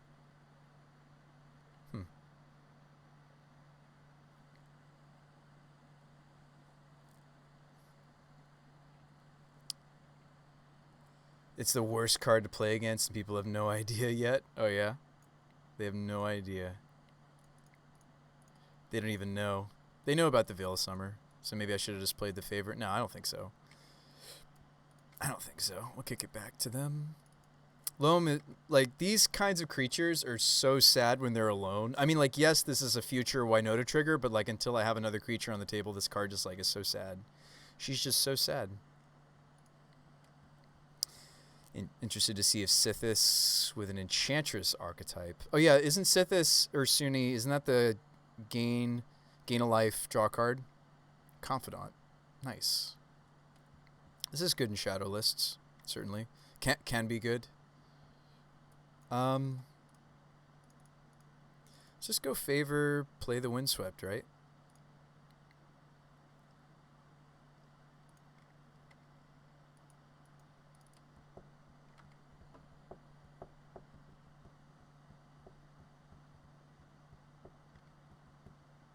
I know I just gave their Confidant Pro all colors. We'll go bigger than them. Their biggest creature is Lurrus. Don't be afraid of this. I mean, I'm terrified that I'm, not going to be able to remove this probably anytime soon.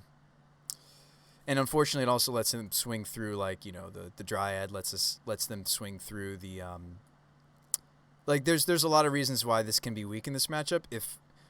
Here's the thing. Favor is weak when we're not doing our thing. Like when I'm not successful in searching out the things that we need to be searching out, they decide not to attack with their Pro All Colors Confidant.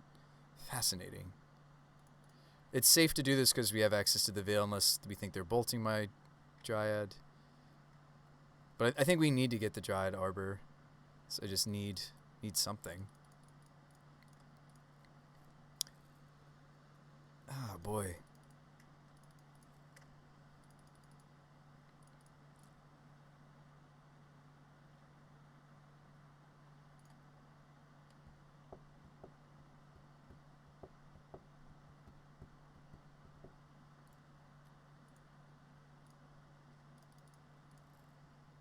Give her go? Who we really need to, like, draw to our build around. Bolt my Giver. Okay. So they nearly tap out to play Lurrus this turn.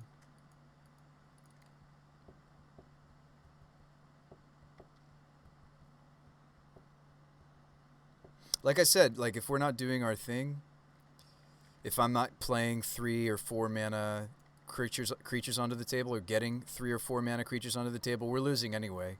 So I think Favor is still fine, a fine option to bring in against most of the Fatal Push decks. I don't know, maybe this is the exception, right? The Confidant's going to lose Pro, but the Lurrus gains the Pro. I may just want to cycle this Veil of Summer. Opponent certainly has played plenty of black cards this turn. Yeah, let's just cycle this. So there's the WINota. This could overpower them, perhaps. And this is going to be a Pro All Colors WINota. Actually, wait, do I still not have enough mana because I cracked my Sunbake? That may have been a mistake. I cannot get this onto the table yet, actually. I mean, Lone Dryad is no... wow, that's really not good.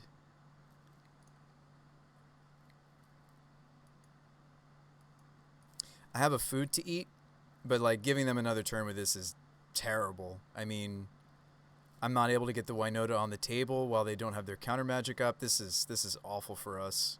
I think we just easily lost. It's different if what they have for the WINota is a removal spell, but if what they have is Thoughtseize, if what they have is... And they showed us they're a Death Shadow deck, so there could be a Thoughtseize any second, right? They won't be able to... I mean, they'll just counter. They won't be able to... Well, I don't want to speak our doom too quickly. So, am I miscounting? You had 4 mana. Dryad, Plains. Did I miscount? No. Loam Dryad needs to tap another creature. I had 1, 2, 3. Oh wow. Wait, no. 1, 2, 3. No. You had enough? Was I just punting? Did I just visually not see it? 1, 2, 3 lands. 4. No, I did. Oh, I do have enough, and I should have, because it would have been a protection blocker for the Lurrus. Yeah. I think that's still better than setting up. I wouldn't have been able to get any WINota triggers, but you're right. I think I did have enough Jade, right? 1, 2, 3, 4. Actually, I wouldn't even tap the Loam Dryad, right? Am I just like, is my brain just in another universe right now? I wonder if I'm sitting here just like not thinking about. I would attack with a Dryad. Yeah, play WINota off this 4. Attack with Dryad. Brain might be fried. It might be good that it's time for a lunch break. There goes the WINota, and we just fully lose. We could ask them after the game if they, at this point, have the Yeah, I had enough. Why didn't I just go for it? That's wrong. Must be a fried brain. Fried brain. Okay, so I'm at 12. Do we block any? Do we block here? Probably. Yeah, that's just sad. Why am I throwing this away? We would have had a good block for the Lurrus. It would have lost protection. We lost the WINota to the Thoughtseize that I figured might be coming up. I don't know why I'm just throwing this away. That's very sad. All right, let's make a mana.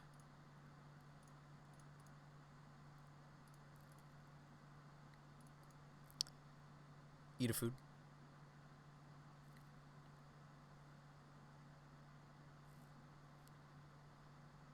They bolt my Dryad. It's dead. So I can't really afford to crack the Horizon Canopy, right? That's just embarrassing. What am I doing? Why am I throwing this? Why am I throwing this? That was our window. I don't think the deck's going to be able to give me another window. That was my window.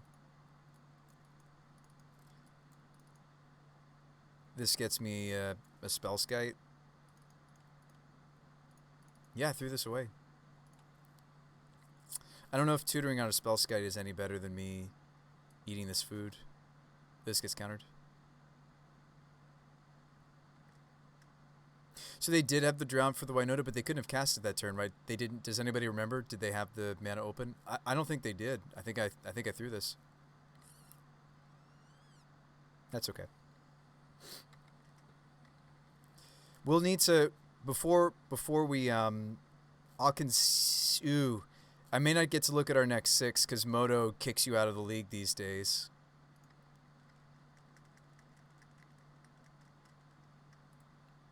I can look one deeper off the Horizon Canopy.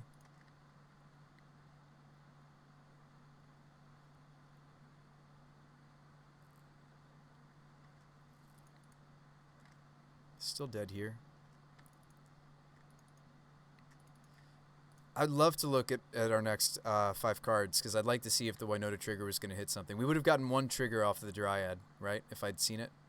I go to 1. Bolt me.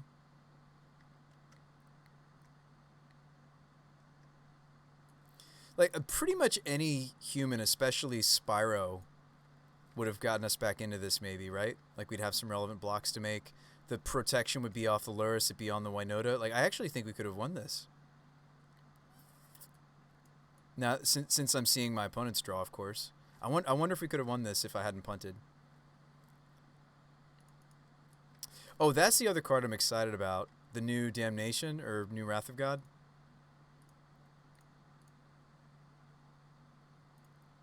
Will they let us see the next few cards? Nope. It used to be that you could still look at your next draws. It doesn't do that anymore. I think we just have to be bad against the Lava Dart decks before pre-sideboard. I think that there were just several matchups tonight where like the matchups that come to mind are like not just Storm but also Titan. I think that I'll rebuild it. Actually, no, I like the Loam Dryad. Hang on. I don't mind reintroducing the Givers. Yeah, I don't mind reintroducing the Givers. Hang on. We'll just have to go back to... Now, It's fine. Like we're just bad against the lava darts. Just let's just accept it. I've had that discussion with you guys before, where it's like we've tried to make the deck a little bit less susceptible. I think instead of I think the life gain of the I do, however, think the life gain that the Gilded Geese is giving us isn't really as good as just having more consistent mana. And I kind of want 7 turn 1 dorks. So why don't we play a couple of elves just as a filler slot until like the new Jund Noble Heart comes out. Other changes I want to make. I'm going to cut the main deck Thalia and maybe just cut it from the deck. Actually. I think the main deck Teague, as cool as it is, I'm going to get rid of that too.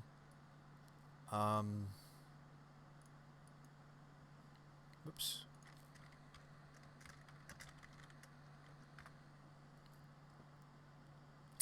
I wonder if we're in a place where I can start main decking. I've seen some decks just main deck Timely. I feel like it's still a little specific to do that. The Eidolon is something that you can get off of. I don't know, like Revoker could even be main deckable, more main deckable than Teague. Actually, I didn't mind the Teague. I didn't. Let's see. Yeah, I think we just can't get away from the birds. I think we just have to accept it. Yes, it's terrible against Ren and 6. Yes, Lava Dart. Yes, all the above. But I think making that change really hurt us. I think I just want the Masked Vandal to be what ties the deck together. I'm fine if the Dryad Arbor doesn't get stitched to the Masked Vandal, because if we're going to play the Singleton Dryad, I can go Dryad Arbor to Loam Dryad up to Spellskite or Vandal, which still gets us... Yeah, let's cut the Shale, because the birds can still become Masked Vandal. That gives me more room for more Geists. That gives me room for the first Bone Crusher Giant. I do like Bone Crusher in this archetype. Switch interface. There we go. A little more space. Yeah, I don't want to make a ton of changes. I also feel like the Banisher Priest often just like... I mean, don't get me wrong. I like this, but I think, especially if I'm cutting Shale, I'm less interested in this. I almost would rather just have like more Stranglroots and more Skyclaves. Even before the first Bone Crusher Giant, I'd almost rather just have more Stranglroots and more Skyclaves. Because I think that's a pretty common... A relatively common thing we'll do is we'll Pyre the Geist to go get this.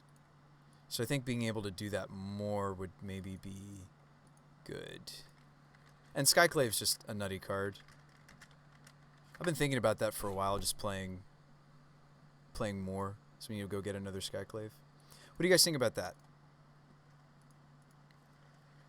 Because I really like that, to be able to, and it's like you can't. The thing is if you go get Apparition, it doesn't go up to WINota. So like, but you don't really want to Pyre the Skyclaves because it gives them the token. So there's pros and cons about this. I like this interaction of being able to go Strangroot, go get Apparition, and then I guess on the Undying side of the Geist, then I go get Mirror Entity. Mirror Entity goes and gets WINota. Then you can attack with the Skyclave. So I think, let me show you my thought process behind that, folks, because I think that's a little confusing. But I do think that's a very common thing I've seen us do with the Pyre Geist. So hang on. So it's Stranglroot, go get Apparition, exile, scary thing. We get the backside of Geist back because it has Undying, and then I Pyre it a second time, go get Entity. They don't kill the Entity. I can Pyre the Entity, go get WINota because this is a Changeling. Did I move the stream into a cabin? No, why do you say that? I just changed the lighting. If Upheaval takes off, Skyclave will get worse. Yes, it would. Yes, it would. Yeah, why don't we play third Geist and second Skyclave?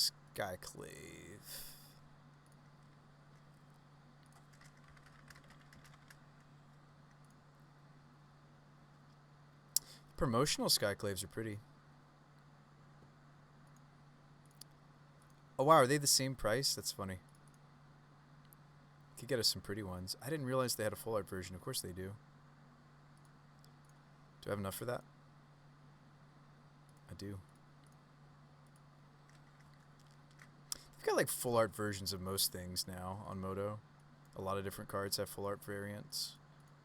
I think this will be better. I think the Thalia just wasn't high impact enough. I think we still have enough humans to make the deck happy, right? Let's do that. Check. 15. That's on the low end. It is on the low end. I'm not dropping below 15 humans. Now, granted, as you drop the number of humans, though, I'm increasing the number of non-humans, therefore the number of the consistency and the number of WINota triggers that I get. And Strangleroot Geist has been really consistent. It legit looks like you're somewhere else now. Oh, yeah? That's what some good lighting can do. I also changed, like, you know, my interface. Oh, you know what? I was going to change something about this. I wanted the chat to be a little bit more visible.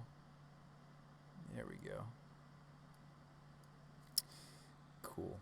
I mean, I might even just do this and then put chat behind me. Chat box, move this up.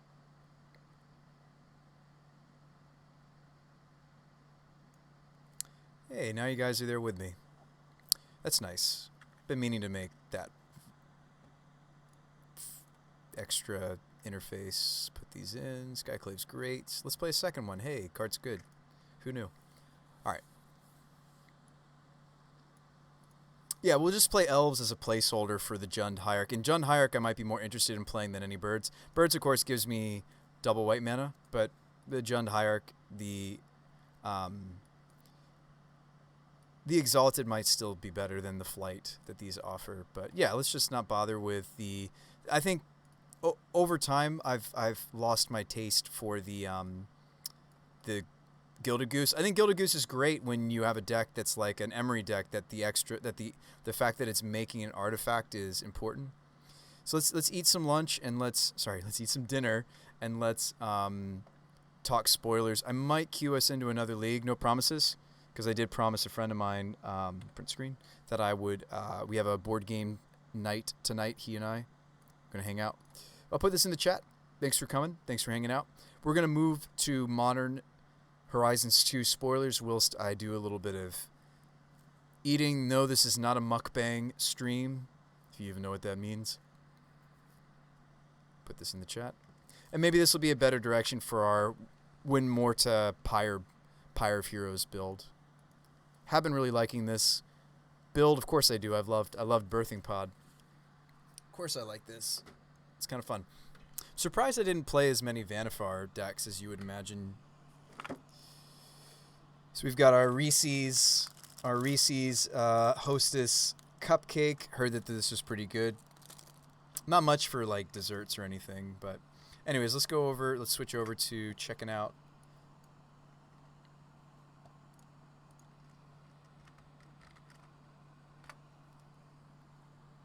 We'll talk about these cards. New Delve Threat, which is sweet.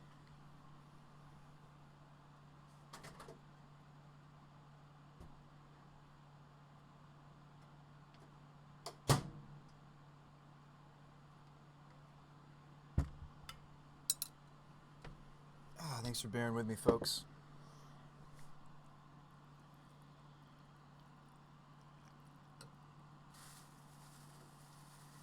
So, I guess my question while I start is, what are some of the cards that you guys are most excited about?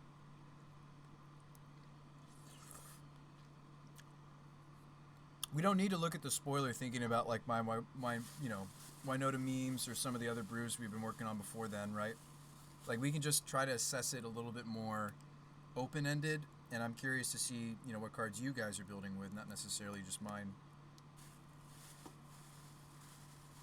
I mean, Solitude's obvious, right? It's a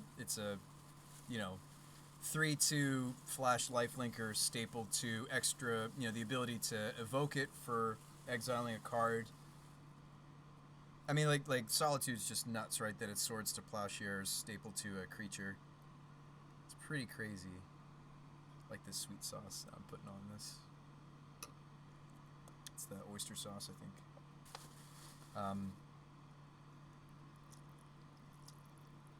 Let's see. Fury is a little bit disappointing, right? Yeah, let me resize this. Yeah, Fury is a little bit disappointing. Wouldn't you say? I was a little disappointed myself. Because it kind of... I don't know, it's just like, it's just a bad... Like, they straight up printed exactly Swords to Plowshares onto Solitude. Why couldn't they just print Pyrokinesis onto Fury? Was it too strong? Like, they even reference Pyrokinesis here. So Pyrokinesis is you may exile a red card from your hand rather than pay Pyrokinesis' cost, mana cost, and it deals 4 damage divided as you choose among any number of target creatures instant. I don't know why they didn't do that with Fury. Instead, they slapped Double Strike on it. So, I don't know.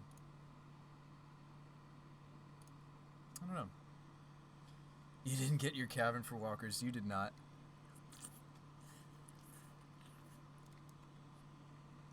Maybe the world's not ready for that card, Jade.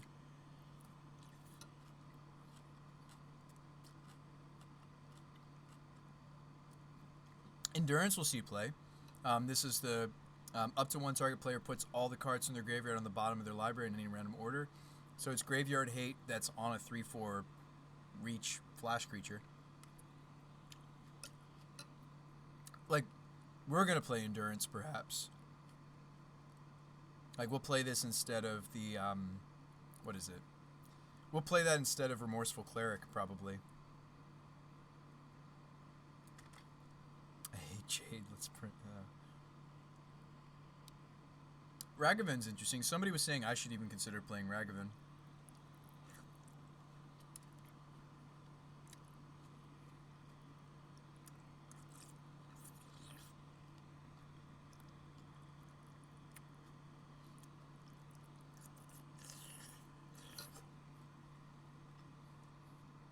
Something I have thought about for the WINota deck, although we're not probably going to do it. Ragavan just reminds me, I have wondered if there's like a Mox Amber build of this deck that I'm just not aware of. The issue being is, like, you're still in this archetype better off using mana dorks to make your mana burst, but it's like, these other 2 toughness ones, other than, like, you know, specifically Pyre targets that let me pot up the chain. Like, I think the Dryad's actually fine because it lets us do that. But the ability to, like, ramp us... Like, we could do something weird, like play, like, that 1-drop, you know, there's, like, that 1-drop Lion. There's, like... I think we would also need Ragavan. You could play, like, Zurgo, Bell Striker. I mean, like, there's things we could do.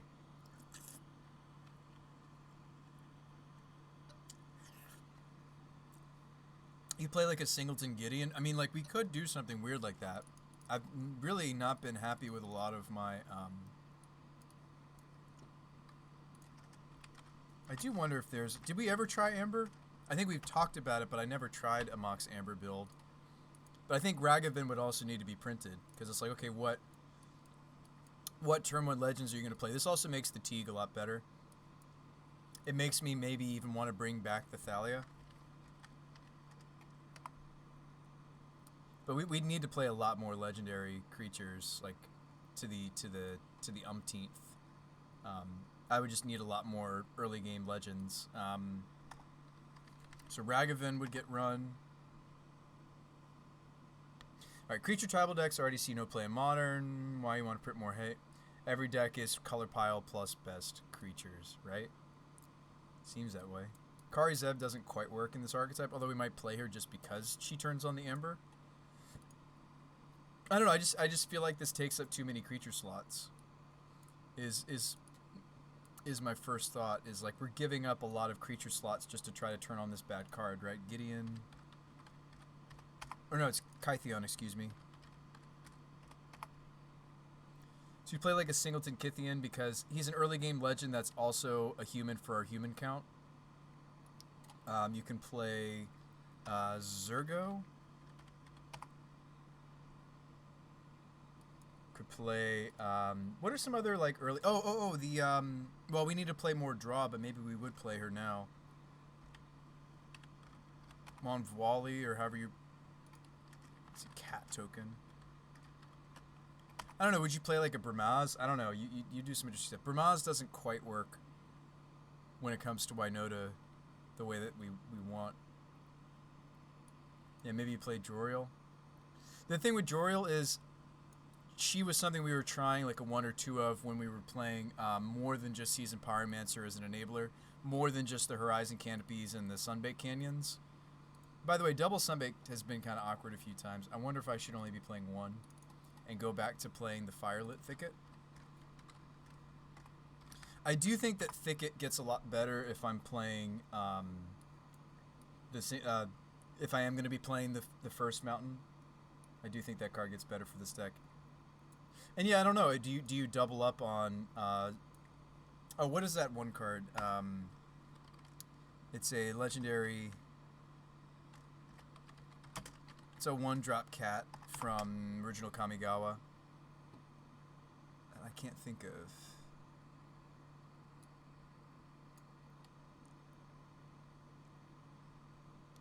Thank you, Isamaru. Like, maybe, seriously, maybe ramping through something like Amber is the better direction. Because we've been having trouble with the, we have been having trouble with,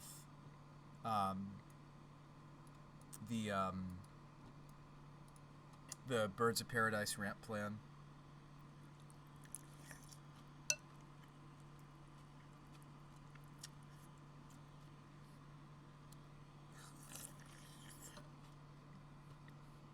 Why did I think it was a cat? You're totally right. It is a dog. My bad.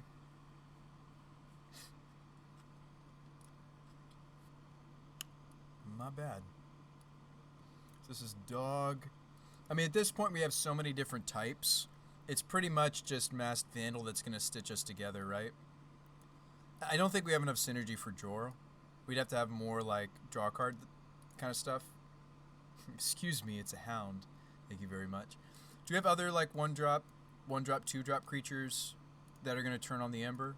I'm fine with the Thalia and the Teague being our 2-drop legends. It's like, and it's like, okay, how many legends? Like, yes, Masked Vandal is all creature types, but it's not a super type or subtype. Super type? I think Legendary is a super type, right? It's like, how many of these am I really going to be able to get into the deck, right? Wish there was like a Legendary 1-drop or 2-drop Dryad we could play. There's one that when it gets tapped, you make creatures, like, there's that Legendary. You could play like Rise. Or Valera, or whatever, the one that makes servo tokens. Oyashi, whatever the. Let's see this card. I mean, Renin 6 turns on Mox Amber. That's early. Oiva. There's Rice. The elf 1-drop. Yeah, Rice the Redeemed. I mean, just about as slow as Ovia Pashiri. They're just about as slow, but they do something similar, which is make me a token. Non-human token, which is relevant.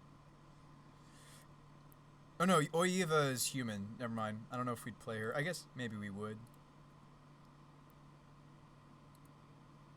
There's also something else I was considering. People were talking about. I know Seth from MTG Goldfish was talking about the new combo with the tree folk that's coming out that makes infinite squirrels.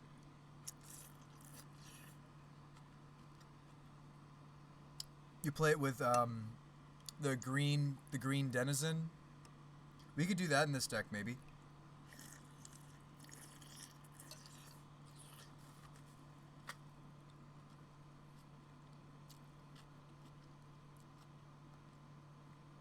I wonder if you guys are familiar with that combo yet.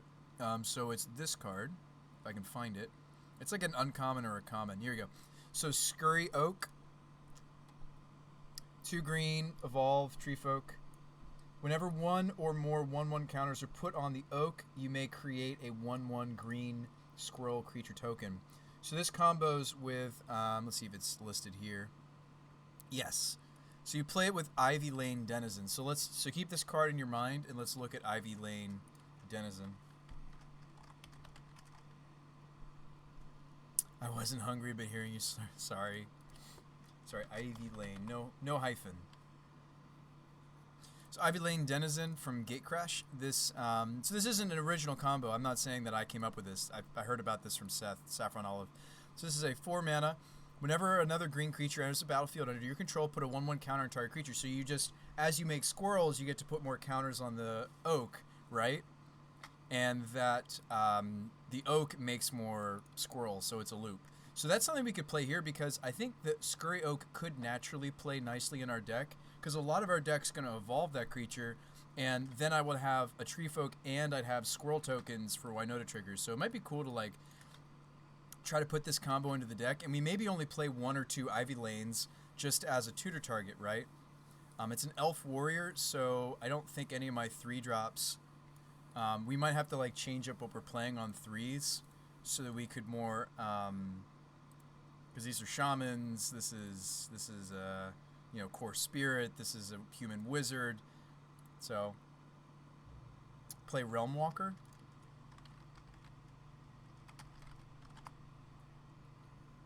Do we like Realm Walker better than... I think I like Entity because it can just end the game, but do you like Realm Walker?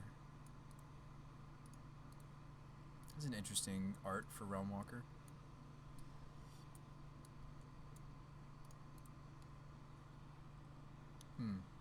Is your name Human?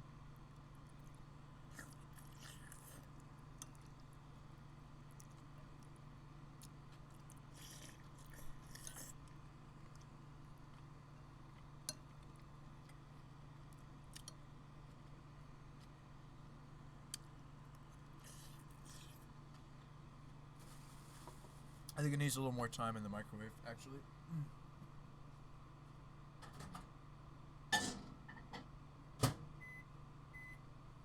It was kind of warm when I first started eating it, but it cooled off. I didn't eat it fast enough. I know, typical Sean. No, you were saying to tutor the Denizen. Oh, yeah. No, I like that. I like that a lot. Yeah, I mean, like having a second mirror entity essentially for the deck might be important, right? A second 3-drop that doubles as letting us go from any 2-drop, right? Might be important. So I don't know if a Mox Amber build is like something we could test out. I don't think I'd want to put it into a league, but I mean, they're essentially like, as long as we have a legend, they're kind of like, a bad Lotus Petal, right? Kinda. I know. How dare you forget that it's a dog? Let me just stuff these under my 4-drops. There you go. So we can get our sideboard up in here. Yeah, I mean, I think that a Mox Amber build could be legitimate. I'm not sure. I mean, I think anytime you're brewing on like a meme like WINota, it's like pretty much anything's fair game, right? I do think our legendary count would need to go up a lot more than this. Wish we could find like a legendary that's either forest or dryad, or like a legendary changeling that's a 1-drop. I don't think it exists. Dryad. What about Emery? We would need a splash, but maybe. Dina, she's a dryad. She's legendary. She's also black mana though. Vitu-Ghazi is a dryad shaman, not legendary.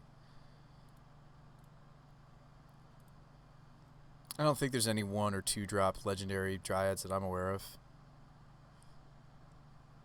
Or forests for that matter, right?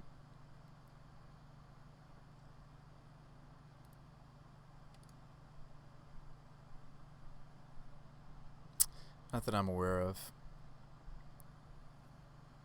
Is forest a creature type ever? I don't think I've ever seen Dryad Spell Shaper from Mercadian Masks. Interesting. Interesting.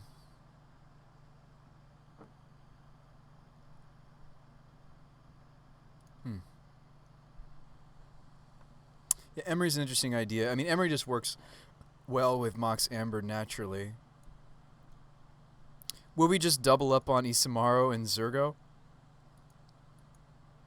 Because really, that's like, I mean, like, yes, I'd like to make, like, Rice would be best, actually, because he's not a human and he's hybrid. So it would be like, if we're going to double up on anybody, it's Rice, right? It's still not enough legends.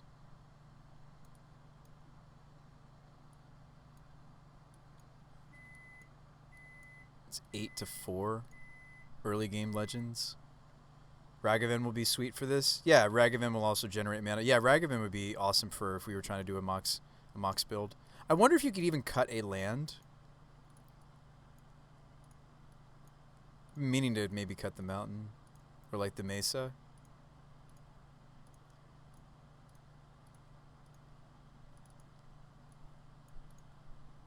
Yeah, I wonder if you would cut a land if you were to play an Amber build.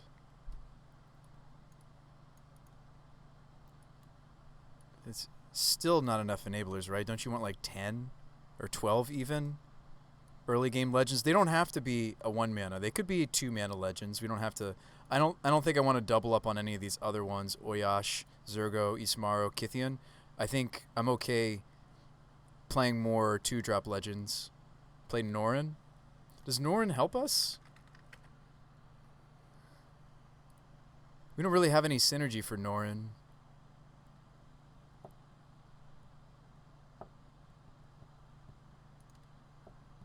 But yeah, that is an early game legend. Gives us red. He'll make mana and dodge removal. Yeah, maybe he's better than I think, because I can pyre him pretty safely, right? Maybe we do like that, just like making sure we have a creature that turns on the Amber. As bad as he is by himself, as bad as he is causing synergy. I wish he was also not a human. I could get more behind this. I'd almost rather just play the Joriel. Play 2-drop Amara. Yeah, Amara's maybe more what we want. Amara. Yeah, Amara's a sweet idea. She also has synergy for the Loam Dryad, by the way. Because she just says when she's tapped. Yeah, maybe we don't double up on Rice. But no, I think maybe you would, because he's probably the better. I don't know if we play the Realm Walker, after all. That could be a 60.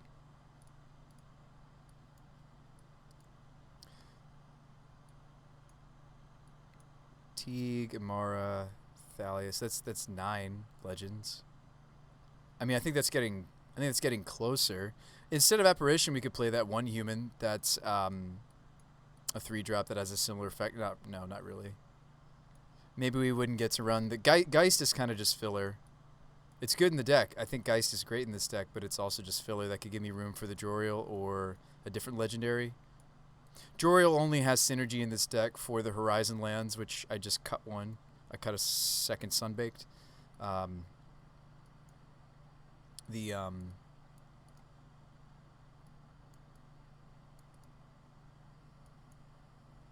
Magda makes treasure and gives you a non-human attack trigger. Magda?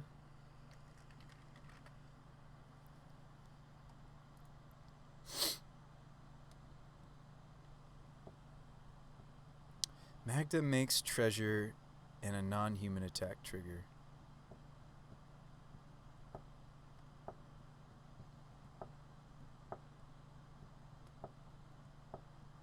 Ooh, I kind of like this a lot, actually. So she herself is a mana dork, and her other... I wonder if we'd play the fancy one. Her other... the other dwarves you control get +1/+0 is actually relevant for a couple of our cards. That's funny. The since we're playing a changeling build, watch this. The other dwarves you control is relevant for the Vandal and the Entity. Definitely the Entity, because when I go to... Entity's ability says, until end of turn, creatures you control have base power and toughness X and gain all creature types. So in the same way that the Heron's Grace anthem of other creatures you control... sorry, it says other humans you control get +1/+1 gain. This is actually really clutch. This is a great suggestion, Silent. I didn't realize that might be good.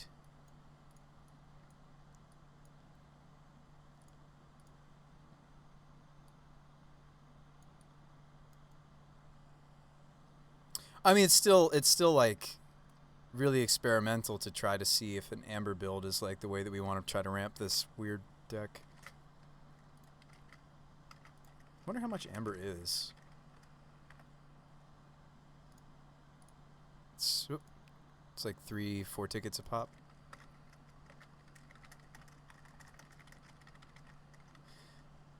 Yeah, I do think that this is like the one way we haven't tried, right? One of the few ways we haven't. Oops, sorry. One of the few ways we haven't tried.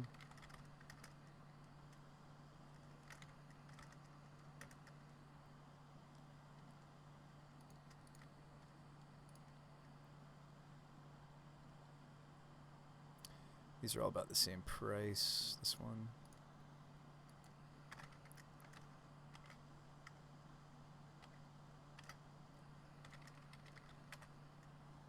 Yeah, I do wonder if this is a cool way to maybe a cool direction for the deck, and it's about to get a few more early game legends, right? That are non-human.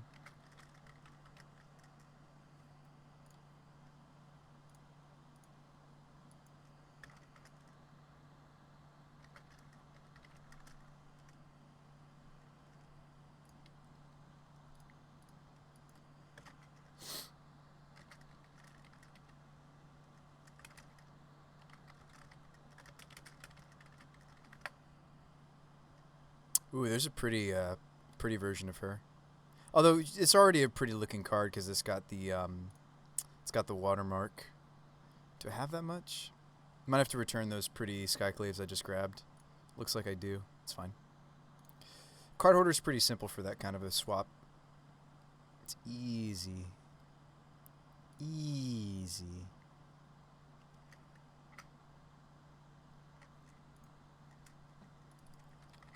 Easy to do.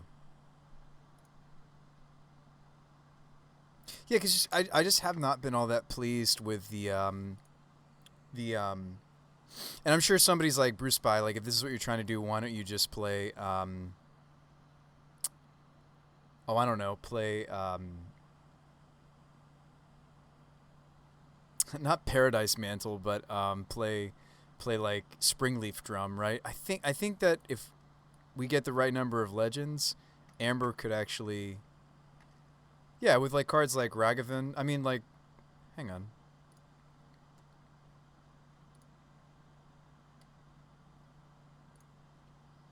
Yeah, I just don't know what other legendary early drops.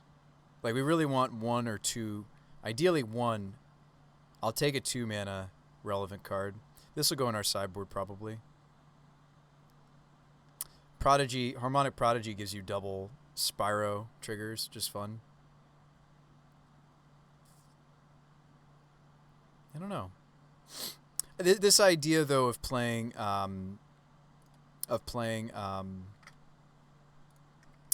Mox Amber isn't really, in my brain it's not really in the same place as like what I plan to do with after Modern Masters. So this will be fun. We'll mess around with this idea, this meme.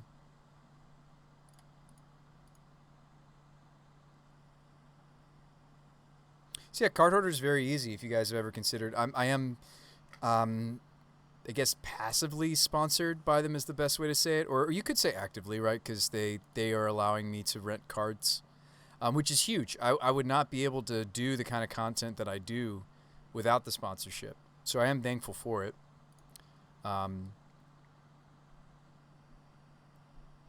This will be interesting. But yeah, I do think Rise is like where we want to be because this is a non-human that can make more non-humans, but also more importantly, it's hybrid mana for the Mox Amber. Like Gaddock, in the same way that Gaddock Teague or Amara is good for us. Honestly, like Amara would like she would play nicely with a Springleaf Drum. I wonder if playing Springleaf is something we should consider. Like if we have the Amara, we can actually pretty consistently go get the Dryad, right? We just crack any green fetch and pod this into the Dryad. I say pretty consistent because I'm basing that off of our green fetches. Update, sweet. Let's go play this. Let's play it in the queue. Let's just go ahead and hop in a queue. I'd rather test it in a more competitive setting. Let's goldfish it too while we're waiting for an opponent. You're a Stegosaurus? Are you? Oh, I need to get rid of those blocks. They're kind of blocking us. I forgot that I needed to get rid of those. Forgive me. Have a star. If you type !jump, you can try to get these.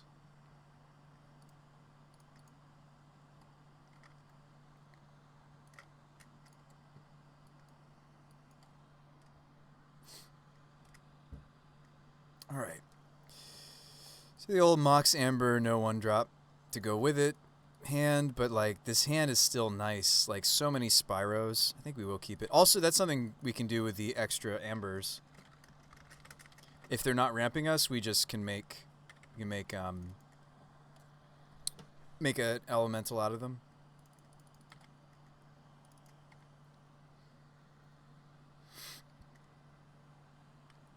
Goblin Guide, draw us a land because you're the Goblin Guide.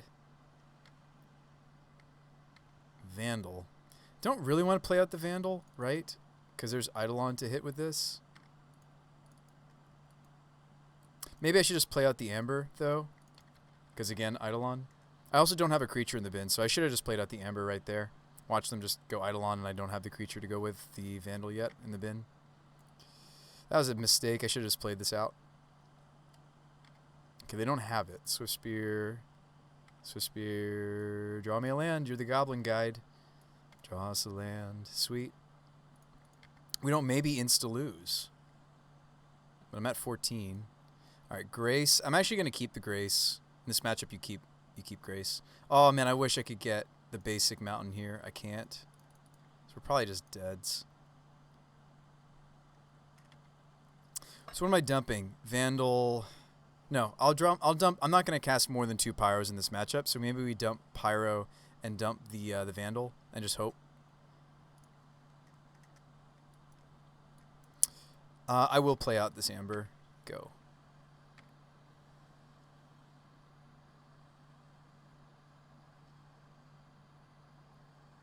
Don't kill me, opponent. Ooh, they have Blaze. We did manage to beat our burn opponent earlier today, even though they had Blaze. But I think we're just dead here. Those are some big Swifties. Another spell. Good draw. Good draw for them. Got a block.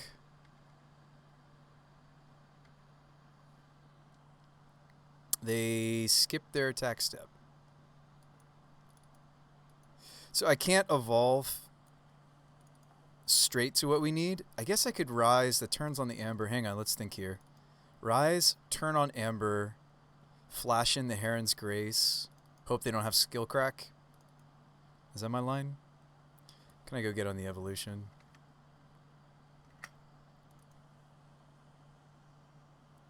Spellskite. Yeah, there's really nothing that helps us. The Herons is what I have to set up for. So, like, it almost seems like I should go Rise Spyro or Rise Eldritch into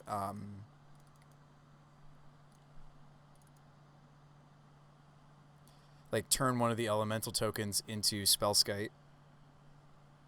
But I can't pay Phyrexian for the redirect. They have 2 cards in hand. Do we just want to flash in the Heron's Grace and hope? Go for WINota next turn? I think that's what I have to do, right? Just say go.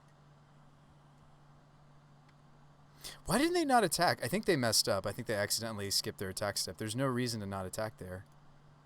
Show me burn spell, burn spell. I don't have to show the Grace. Rift Bolt.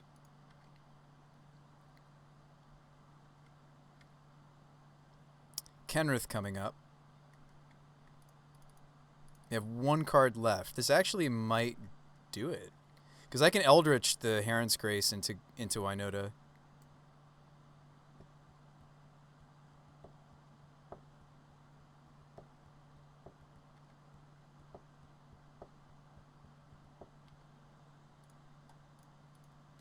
Yes, the Swift Spears can get bigger, and like next turn, well, I hope there isn't a next turn, right? Skill crack? Was I supposed to block a little more? Yeah. If I'd blocked one more creature, I would have had to have blocked everybody, actually, to win here.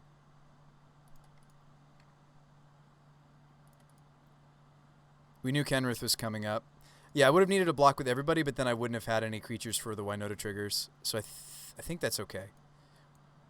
It's not out of the ordinary for me to lose again, I mean, especially when they're like seeing their main deck Searing Blazes against us. That's just very effective. It just is. Mark is great. We don't sideboard very much here. I bring in Mark and I bring in the Timely. Let's try the Mox Amber ramp still. The Scavenging Ooze is a bit slow, but yeah, I don't cut any of my early game. I might even still run Vandal, not just because it shores up our Pyre being able to pot up to 3. Skyclave is weak. So is Magus. Magus can go. I think Skyclave is just too slow here. Easily. I don't really like cutting Lena because she's one of our big drops that also has the ability to sacrifice. I don't think I have enough room to play Selfless, the Selfless Glyph Weaver or the Selfless Spirit, to be honest, in this matchup. Yeah, so let's run it like this. So we did turn on the Mox. So let's see if we can do that consistently. We have quite a few legends now that I think about it. Ooh, we just keep this. It's got the Timely. Hope to, we'll name Cleric on this. Hope to see a different creature. I mean, I can't not keep a Timely. I hope to see a different land, excuse me, is what I was trying to say. We'll just go Plains, say go, and see if we have to name Elf or Cleric. We'll name Cleric because we have other Clerics, right?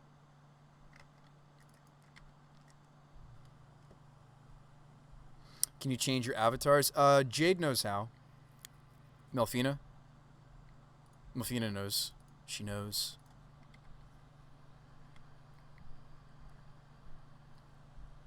You want to be Doctor Strange? I don't think I have that avatar.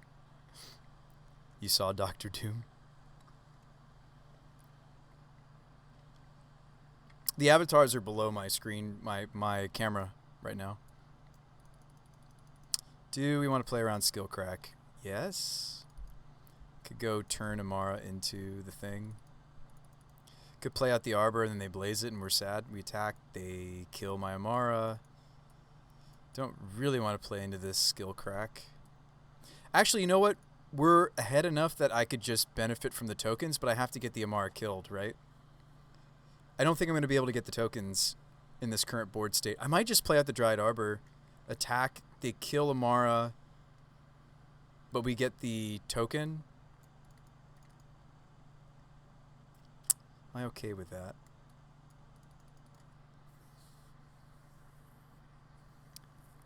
Is there any line that doesn't just completely get us hosed? I guess I could just even play Windswept, say go. But like making the token is so nice, though. Like, even if I lose this fight, I feel like we're okay? No, this is dumb. This is dumb. I shouldn't do this. Like, yes, it's a lifelink token. I probably shouldn't do this. Show me any burn spell to my face. Oh, wait, we got a Skill Crack out of them.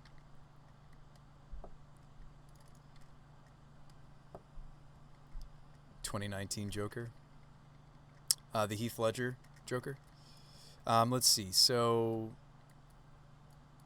Oh, no. The 2019 Joker was not Heath. That was, what is his name? I know who you're talking about now.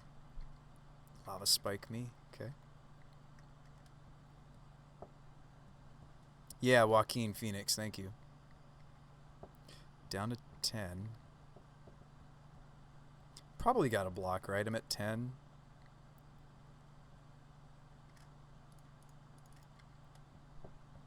puts us back up to 11. And now I have fewer creatures than my opponent. The timely will work. Yeah, this is where we want to be, right? I do want green, red. So let's go Stomping Ground. Glad I just played a Windswept and wasn't a crazy person and played the Dryad Arbor. Like, I can go timely and still play the Dryad Arbor out here if I want to. They might kill their own Swift Spear here, right? Okay. Welcome back, Jade. Welcome back.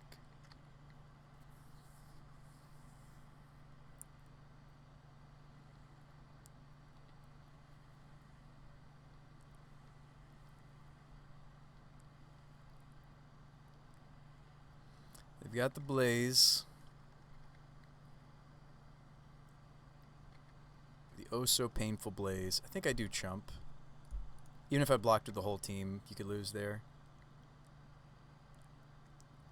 Let's stonewall the Swift Spear damage as long as I can. I mean, am I just flashing in Grace and then evolving Grace? I think that's what I'm doing. Is this... Nope, they're drawing. Okay. That's good news.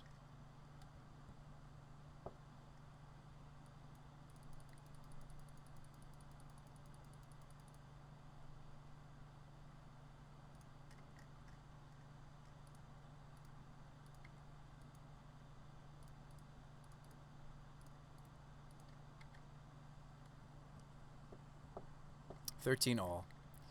Alright, show me another skill crack.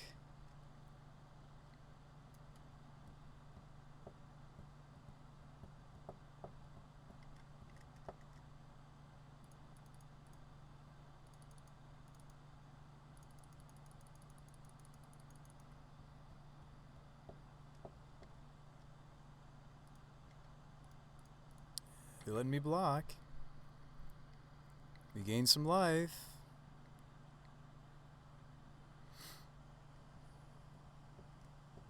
Core Firewalker. Sure. Riftbolt. Alright. Spyro. I can't Spyro Evolution. I can Eldritch my Herons. And I know you're like, but Brew Spy. Heron's Grace is going to be a lifelinker in this matchup. Isn't that juicier than getting 2 WINota triggers? I don't think so. I think I need to get something going. This already gained me 3 and didn't get stopped. Let's go WINota, and let's see what our triggers look like now that we've added some other interesting humans to the build. Curious what we can hit. Or we miss. That's okay. I mean, it's not okay. I really need to hit. Really need to hit. Thalia is not irrelevant, but pretty not relevant when they have 1 card. And well, it makes them have to pay for their Riftbolt that's coming down. Probably still better to Spyro, right? Than to play auto. Yeah, I should probably still Spyro.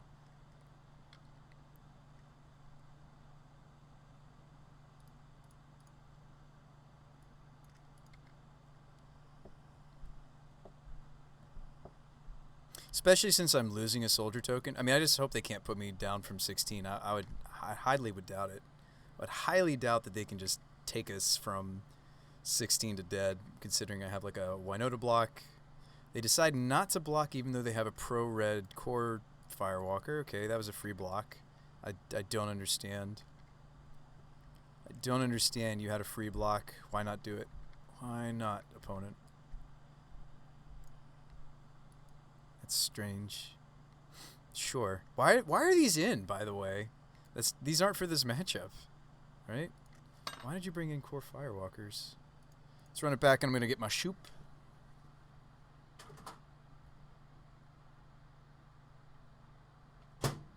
I mean, I'm not crazy, right? Like, that's... Core Firewalker is not for us. They should just be bringing in... Do you think they over-sideboarded? I feel like that was the story of that game.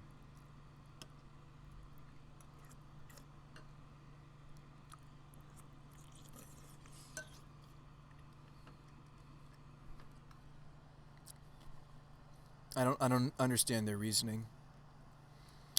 So we can name human and still play out Ovia. I don't think this is a keep. I think this is awkward. Like, yes, we'll get the Pyre of Heroes going, and yes, we could convert these up the chain because we did leave in our Changeling 2-drop, but I'm going to mulligan looking for sideboard cards like this. And I'll tuck the... I think because we have Mark... I mean, what I really want to do is not take a lot of damage off my mana. I'd like to go turn 1 Temple, say go. So as strange... Like, Mark is going to let me get away with playing out the Dryad Arbor as my 3rd land drop. But no, that slows down my Pyromancer. We can't afford that. I'm going to tuck the Arbor. If we want it, we could fetch for it, but that probably won't happen. Kind of glad to see Firelit Thicket back in the deck. I do think it makes the evolutions and Spyros a lot better. This is cool. This thing that we're doing is cool. All these early game legends. All right, Temple Garden tapped. This is us. 21 lands, but we're playing the Ambers.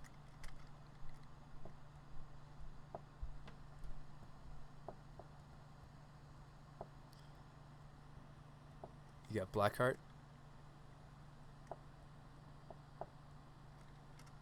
Is that what you wanted, Cylon?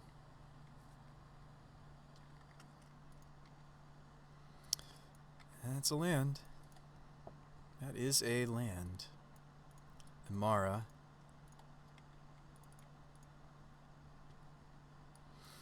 You know what? I probably still should have played out Mark of Asylum. I got all excited that I drew her and just played her. That was maybe wrong.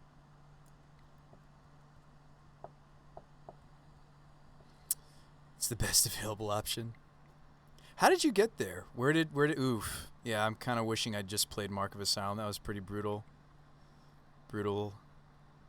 Searing Blaze. Now I'm probably just dead. I'm at 10.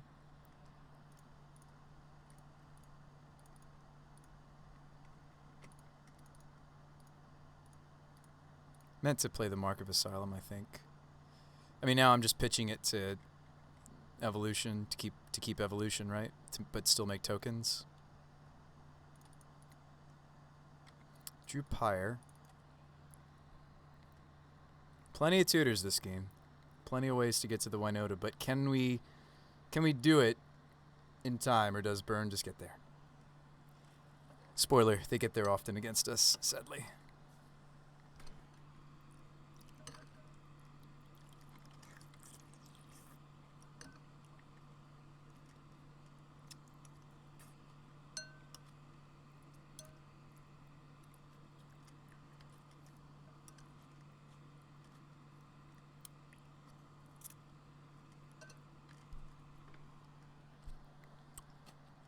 I'm going to take it.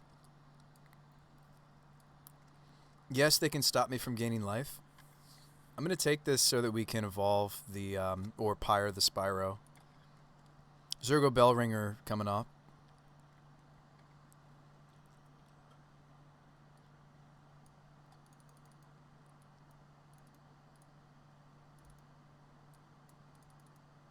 Don't really want to play out Zergo, actually. He also has dash, which is relevant. I think we just Eldritch and hope for the best. Yeah, they can cut me from my life gain, which is really important.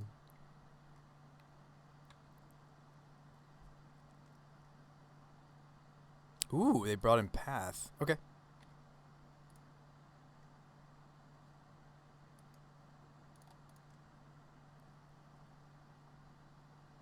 So now I'm kind of wishing I just chumped the guide. It would have meant one less WINota trigger, but... yeah. I'm just playing in the queue. I actually already briefed my stream that I was stopping around, you know. Alright, let's see. I don't think I fetch, right? Yeah, they had the Path. Path was right. Them bringing in all their core Firewalkers, not right. But I think we're still just dead. Swift Spear.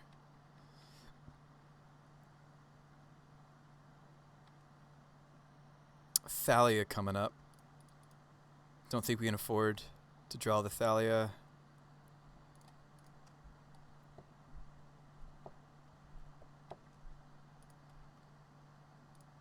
Just want to ensure that the guy dies. I should reorder this block so they kill the Arbor. Boros Charm, that'll do it. Good games. I'd love to sit here and ask them why they brought in Core Firewalker, which is just wrong. I mean, it didn't end up mattering. I wonder if we don't have enough legends still to make the Mox Ambers work. I also wonder if we could get away with even cutting one further land. Should be Vista. If I cut Vista, I cut the basic mountain. Been meaning to. Oh no, the basic mountain makes us take considerable less damage off of the. I think we still play mountain because I have foothills. I don't know. I think Vista would be the next land to go. Could we cut one more land and play one more legendary? Would it be the third rise? No, it wouldn't be third rise. It would be second, like Isamaru.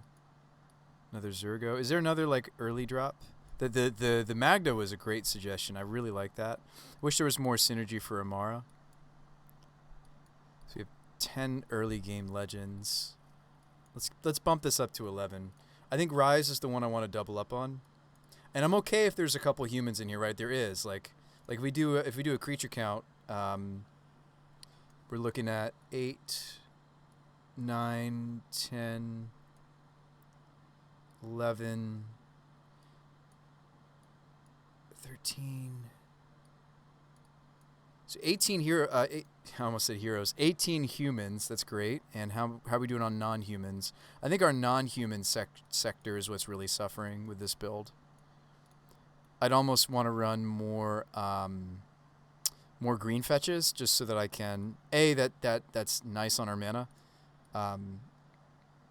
So like instead of the basic mountain, like yes, this makes me take less damage off of the Spyros, but we could just add more red legends.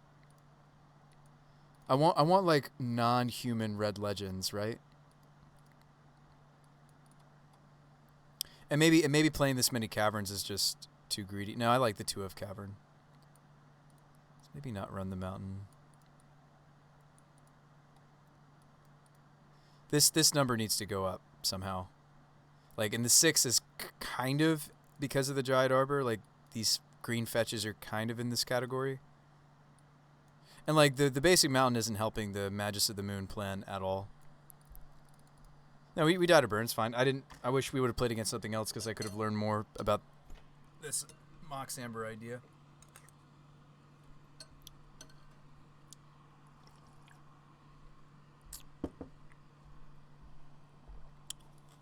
Can you guys think of any other early game legends that are not humans?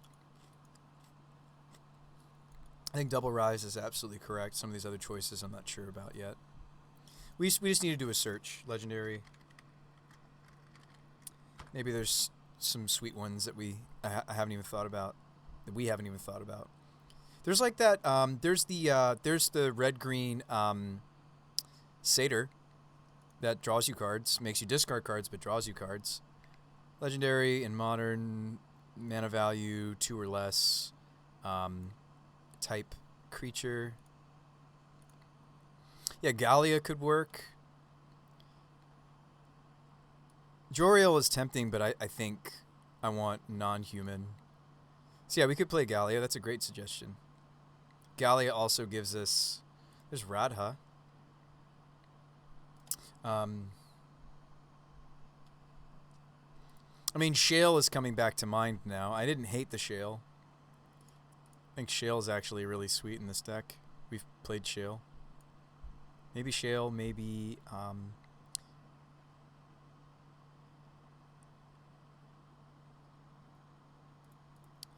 Finn? No, that's the... we're already playing Magda.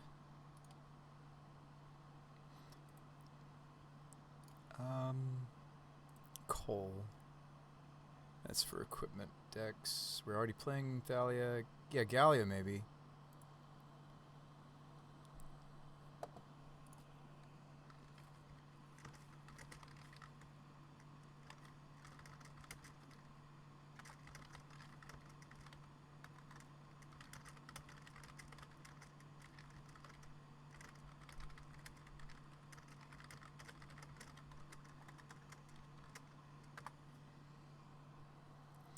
Oh, thanks, Jade. All right, Ayula, that's funny. I'm not playing Synergy for her, really. I mean, technically, That's so funny. All right. Surferin. It's a human legendary 2-drop. Not really what I want. I want non-human. I just think Gallia, because she has haste. She gives my changelings haste, but more importantly, if I attack with 3 or more, I may discard and draw 2. I think this is sweet for us. I think we should be trying that out. I think Gallia is actually exactly where we want to go. There's Sisay, Shanna, but that's a human. But I could still play Shanna. I don't know. You can do Tune 30. What? Board games?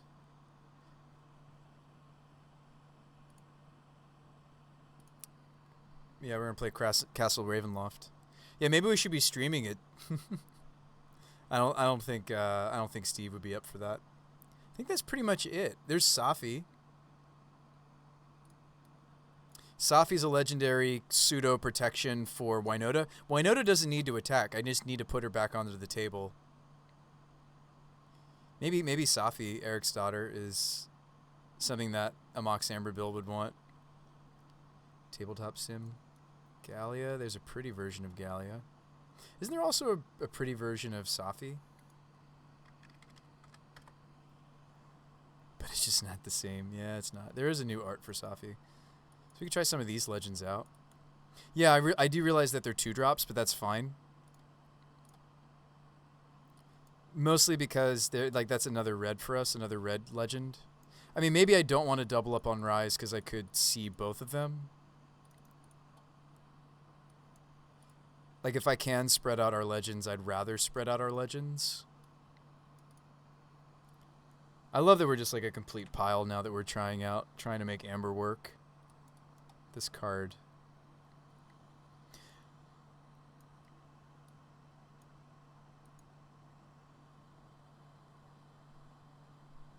It could be a cool way for Bruce Spy here to play a game with his subscribers if he felt. Alright, Safi and Gallia. Let's try them. Safi, of course, giving us some protection for WINota against, like, Dismember. Well, not protection, but returning.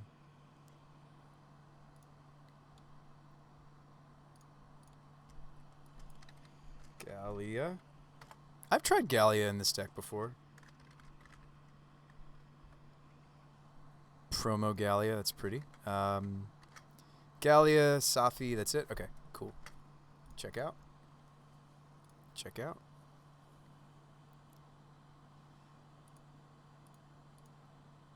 Spawn should just do viewer games of Paladins with the stream. Alright. Yeah, I'm excited about this direction we're taking the deck. So we're trying to make... What? We're trying to make Mox Amber work, which there's been lots of attempts to make Mox Amber work. The only places that Mox Amber truly has worked in the modern format has been Emery, Lurker of the Depths decks, or Kethis, which is an Emery, Lurker of the Depths deck. So let's see if we can make this work. Curious to see if we can get this working. So that's 6. Well, okay, how many legends now for Mox Amber? Let's do the count. 5, 6, 7, 8, 9, 10, 11, 12. I actually think we finally have enough. I do. And this is super greedy because now I'm only on 19 lands, but I think this deck is just going to be, it's just going to be greedy. So we're back to no basic mountain, which I think is probably right. How is our human count versus non-humans?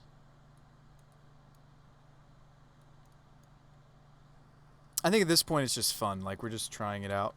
I don't actually think it's the right direction for this deck, but it's certainly fun to try to make a Mox Amber deck work.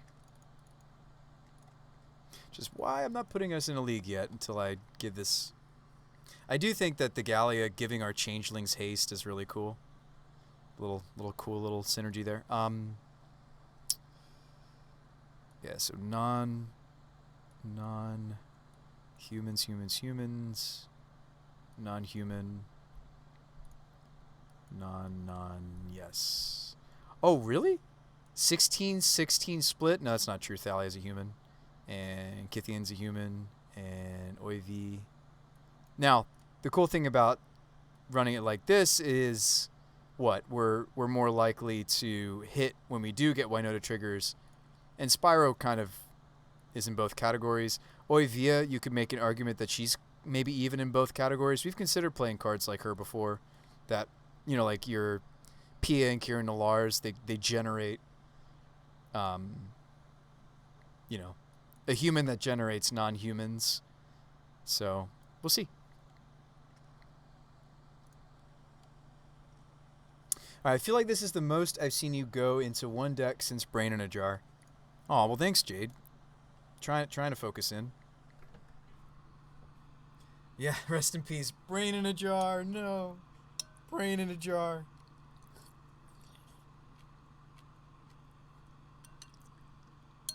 Looking like a fool with that brain in a jar.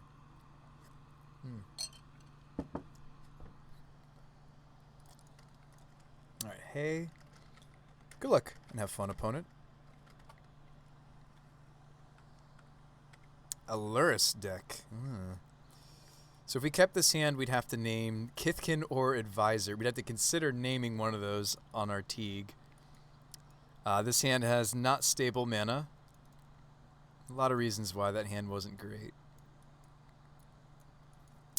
Could keep this hand.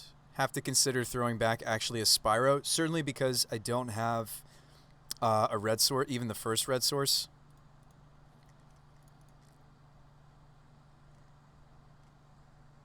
Isamaru. Rain in a jar. Rain in a jar. Do you like this dog? Steve, do you like this dog? Isamaru, the hound of Konda. The hound sniffed the air and let slip a low growl. General Taknedo looked down at the faithful Isamaru and calmed him with a touch. Alert the men. The kami are coming. No, my precious dog. He just lightning bolted my dog. He just killed my dog.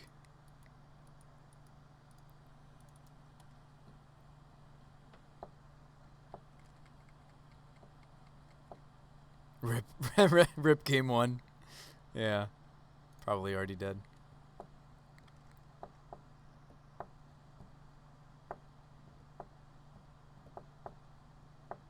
Jun Shadow.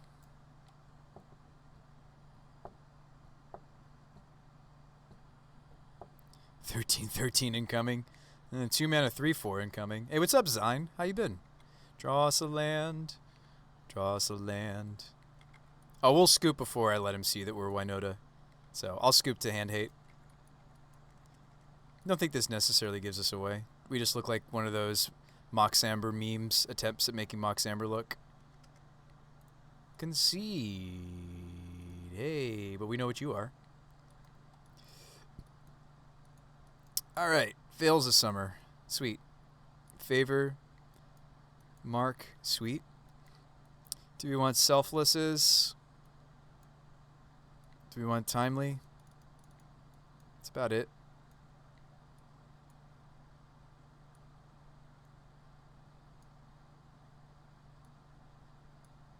This is where we get a little creative. For every creature that I cut, for every, 2 legends I cut that don't work with Amber, we should cut. So let me cut the humans that work with Amber, and then I'm going to slim down to... Well, okay, I can't cut too many mana sources. This would be us at 22 mana source. So let's look into it. What are the other things I can cut? Thalia is actually not all that great in this matchup. She's another enabler, though, for Mox. So I think I'm actually just going to go down to 2 Mox at this point. Teague doesn't work great here. Vandal just chures up my pod chain. I don't think I can justify it. Magus is great. We run it like this, right? I don't even know if I want Heron's Grace.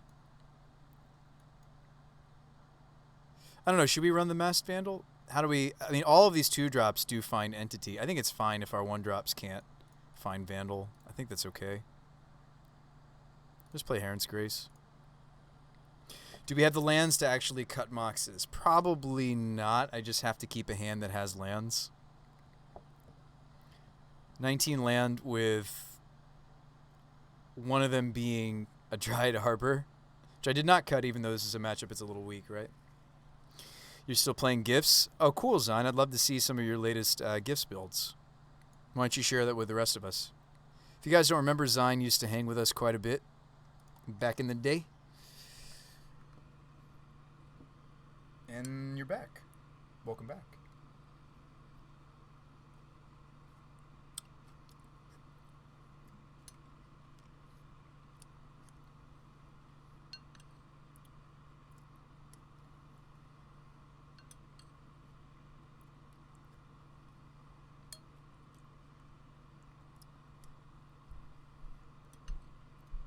They know that Thoughtseize is good against me because I conceded to it.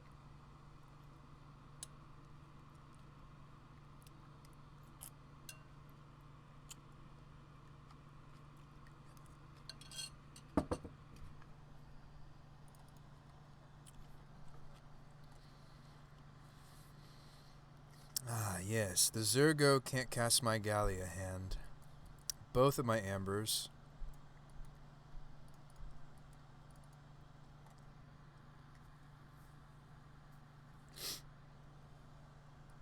This hand can cast Entity if there's 0 disruption from the opponent. This is probably not a keep. If I draw a different land, I could turn to the WINota because of Amber. The way that Amber is kind of silly when you have multiples. Right? Foundry. Tap next turn, they don't do any disrupting, maybe.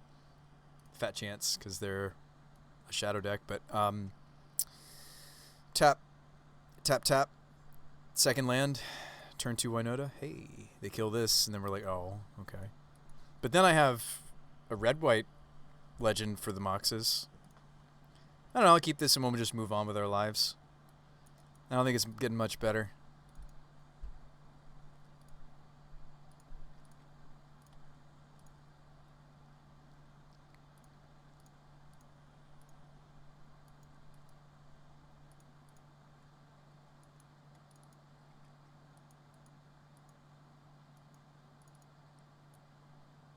But it's like, but Bruce by this build your own mana dork plan. I know, chat. I know.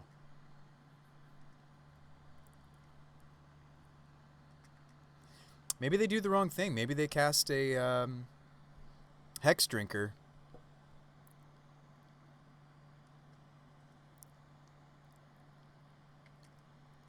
Maybe they play Inquisition instead of Thoughtseize here. You don't know. Again, thankful this is the 2-player queue. I really shouldn't be doing the 2-player queue with entirely experimental ideas. Thoughtseize my WINota. Take the best card in my hand. Make me a sad boy.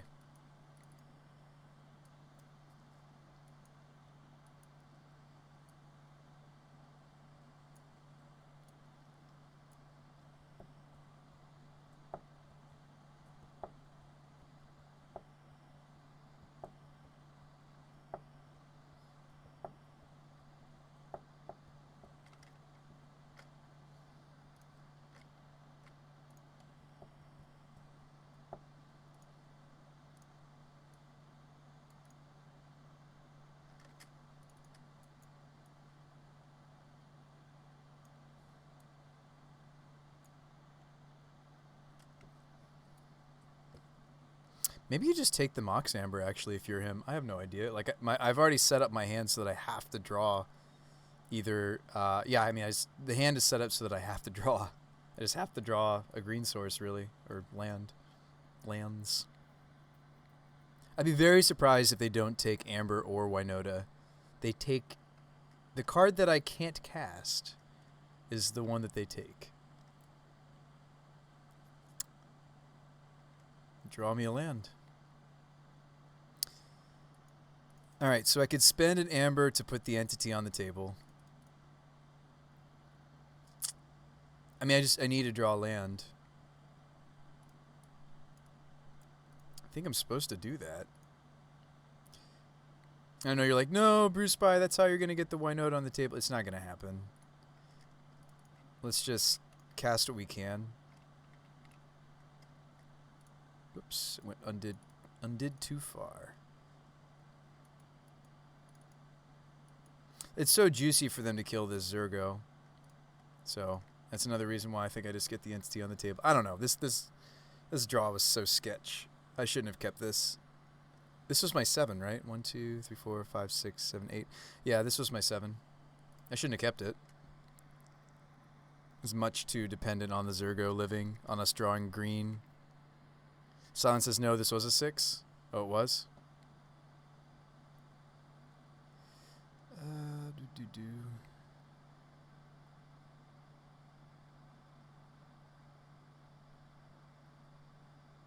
Are you sure?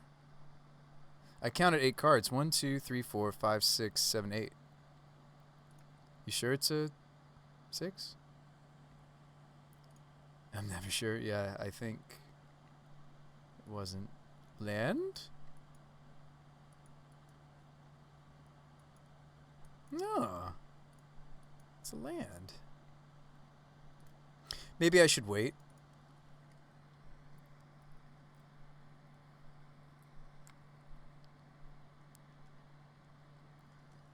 And Bellstriker's ability is he can't block creatures with power 2 or greater. So I think we just send it back. I don't get got by Tarfire, which sometimes these lists play Tarfire as a singleton for their Goyf synergy.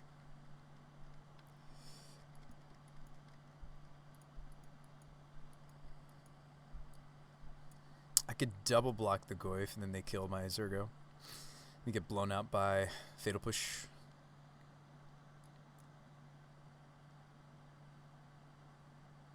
They were missing red mana over there. They thought seize my WINota.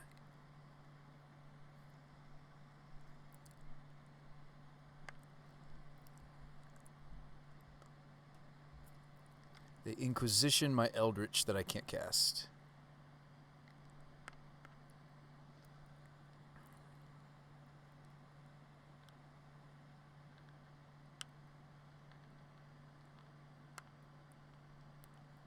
I lose to Dismember anyway. I should probably try for the double block pump. Oh, well, they just told me they certainly don't have Dismember if they're respecting the double block. Veil, a little bit late. Can't cast you. Go.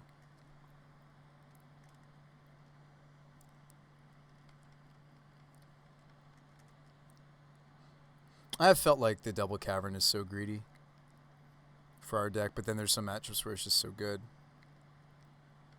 Oh, wow, Lurrus do nothing? Okay. I don't think we're going to draw out of this, though. Yeah. Maybe.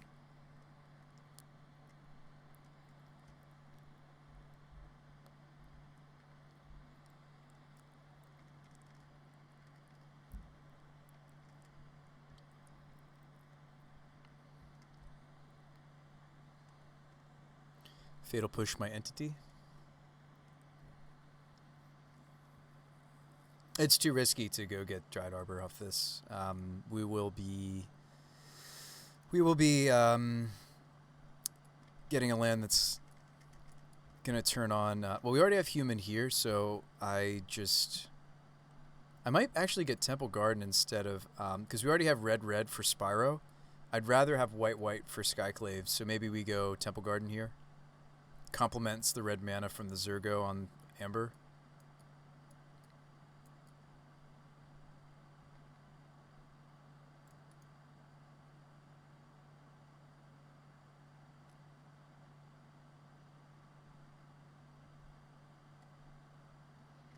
It's Lurrus Bauble. Might be correct for me to cycle Veil.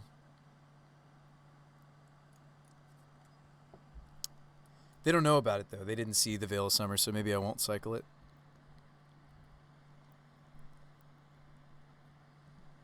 Veil still plays in this matchup.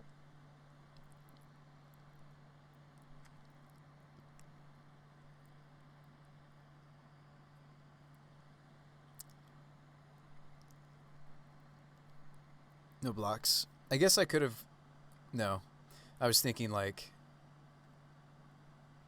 Yeah, I think the double block is just too vulnerable. They have 3 cards in hand. And... Well, no, that's not true. I actually could have... Oh, wow, they have the Fatal Push. Here we go.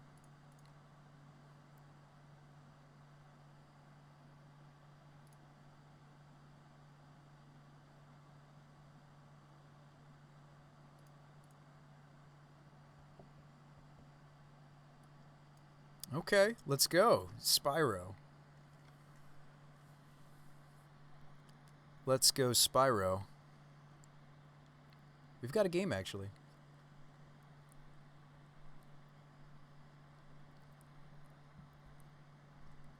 They don't crack the bauble yet. They do now.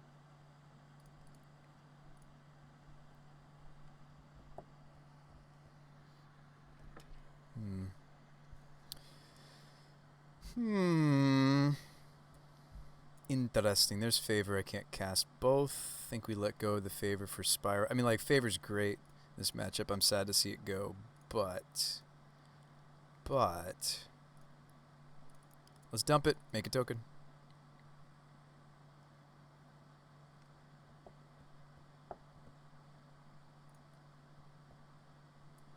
Canopy. Can it be? Almost. I could just hardcast this Lena. They're not going to trade for the Lurrus. Entity's a free attack because I can just grow. They're not going to trade Lurrus with these unless they have an Unearth in their hand.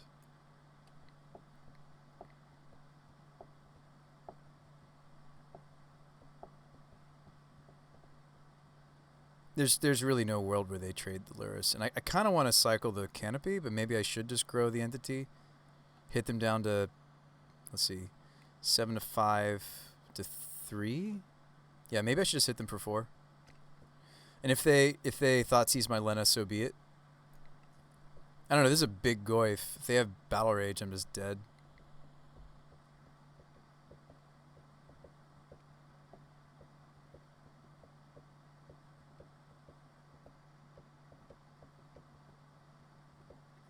No blocks. 1, 2, 3, 4, 5. 1, 2, 3, 4, 5. I think I should just cycle the Canopy instead of dealing 1 extra point of damage. Put him to 4. Like I said earlier, or a moment ago, we're dead to Battle Rage if they have it, so not much you can do.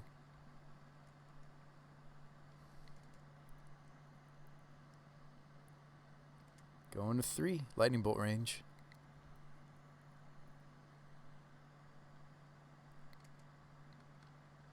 They finally have their red source. I would be very surprised if we don't see like a Lightning Bolt or a Kolaghan's Command from my opponent now.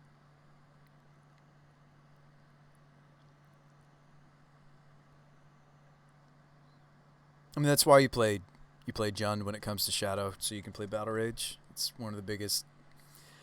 I mean, Bolt and Battle Rage, those are the 2 best things about being in the red splash. Some builds will also play Taylor Swift Spear. It's a sideboard card here or there, but like, because you get to play Kozilek's Return, which is sweet. You get to remove Auriok Champion.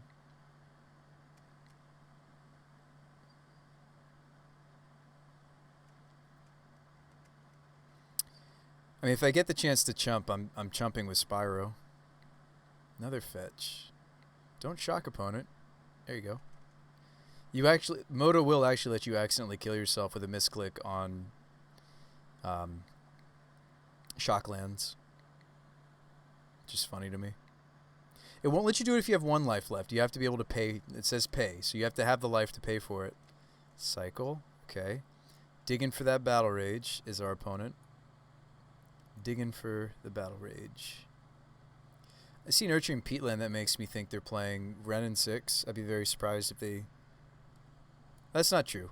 You don't have to play Wrenn and 6 just because you're Jund Shadow, but it's a card that they consider. It's 2-mana amazing Planeswalker, right? As long as you run the right lands, it's a +1 that has the ability to draw you cards. Like, Wrenn and 6 is sweet.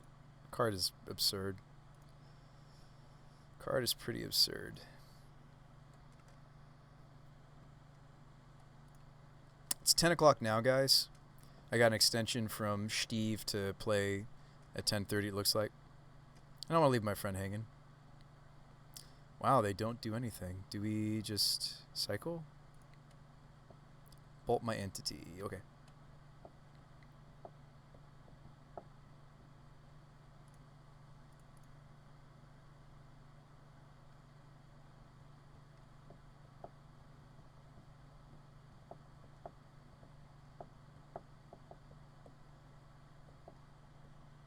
So we're gonna play Castle Ravenloft, Castle Ravenloft, which is like a pre-built. It's a pre-built D&D adventure. It's been fun.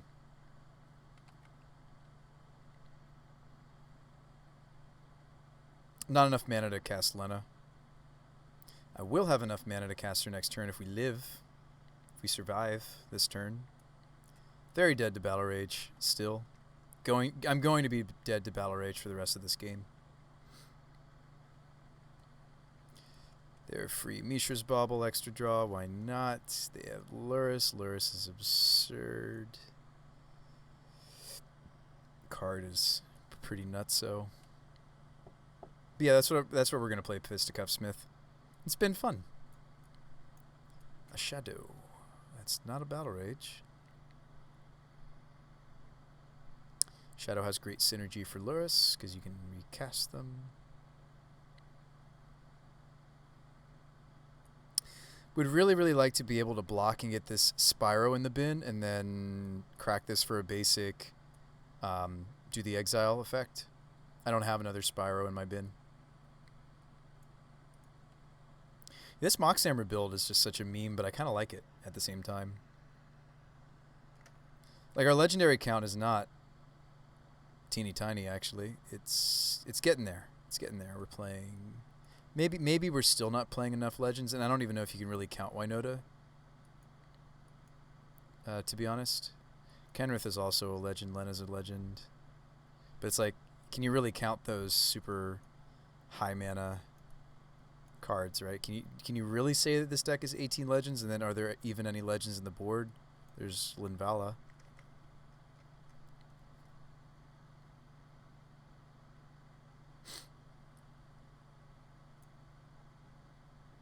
No attacks. Oh, thanks for sharing your list, Sign. I appreciate you.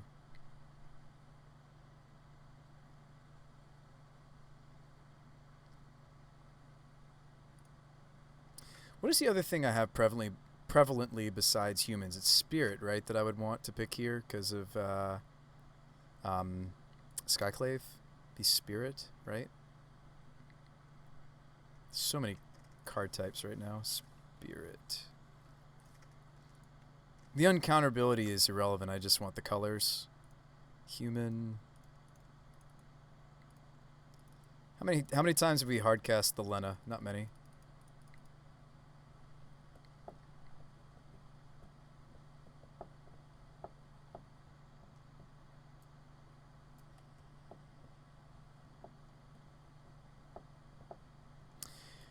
Well, if this resolves, we get 4 tokens. It doesn't make tokens for tokens. It only makes soldiers for non-tokens we control. Sweet, and we have a good block now.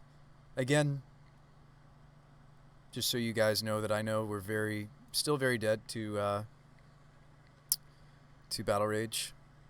Opponent is drawing 2 cards a turn thanks to Lurrus. Yeah, pretty screwed. We're pretty screwed.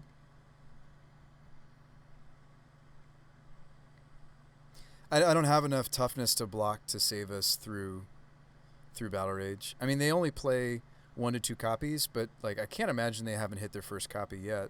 They've drawn 2 for quite a few turns now.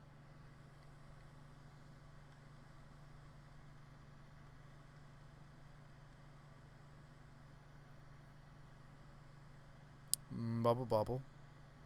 One of those baubles was their draw this turn, so they got to play the bauble, and then they got to play the bauble from the Lurrus. Bobble bobble.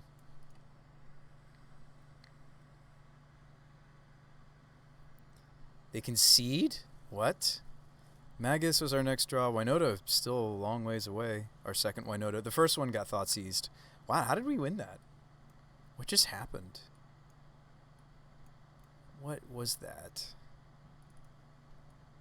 I don't understand how we won that. They scooped to the Lena. Maybe on the play we don't need Heron's Grace. I mean, the life gain is nice and can really like cushion us, but their creatures get so big, maybe it's irrelevant.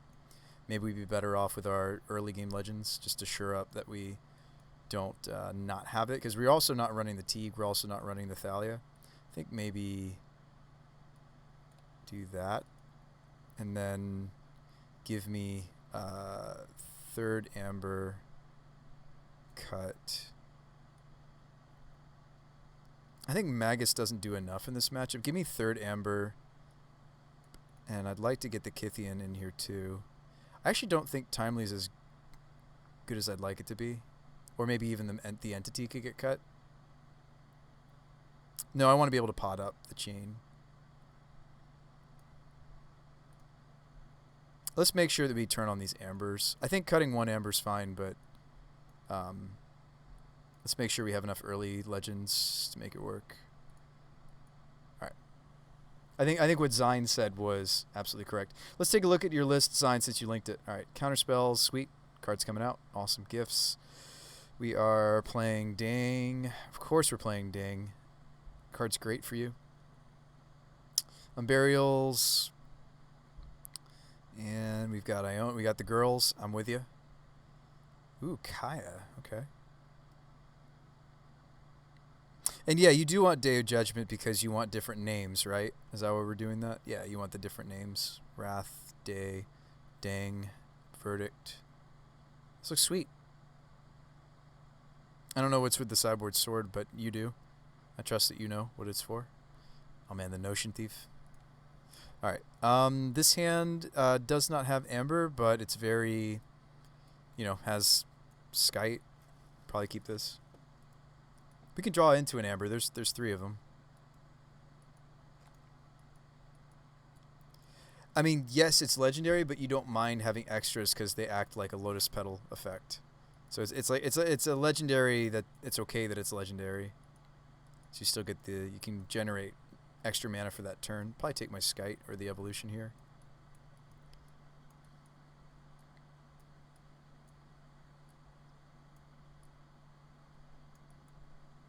I do think I would shock in the Zergo and then turn to the Skite.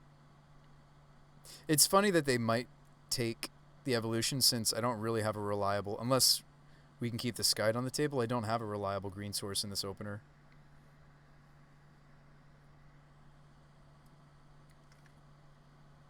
Yeah, I don't know how I feel about this Mox Amber idea. This is a lot of non-humans for this deck to handle. Maybe we should play 3 and still play 20th land. How much of the deck is devoted to mana now if we count the Loam Dryad? 23. It's still really low for this deck. I think it should be another land.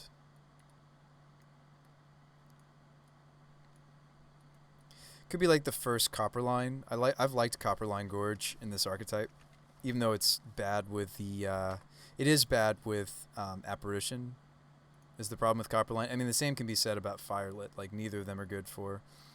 Maybe we should just play the full suite. The full suite of green fetch in our colors. We've done that too, just to have more access to the Dried Arbor. Reset. Wooded Foothills. It is nice to have access to the Dried Arbor consistently. To be like 24 cards are devoted to mana. And I know you're like, but Bruce by like it's okay that they're legendary. Like they get no, it's. I think I'm gonna play 3. Gonna play 3.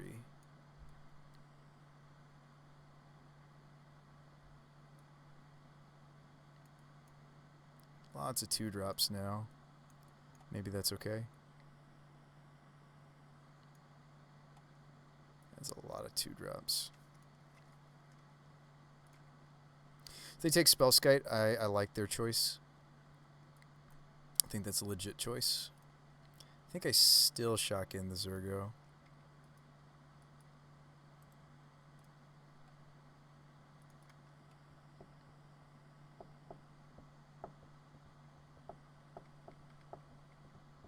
Like, I get it. I get that they give you that Lotus Petal effect. That doesn't mean I need to play a playset. I don't mind even having a 3 of this card. Legend, legend, legend, legend, legends. So that's a 3 to 12 split. So there's 4 times as many of these early legends as there are Moxes. Sideboard was like 3 to 4 years old. You just updated it. Okay. No, I appreciate you sharing it, the Lister design. Seal of Fire, kill my Zergo. Maybe they wait.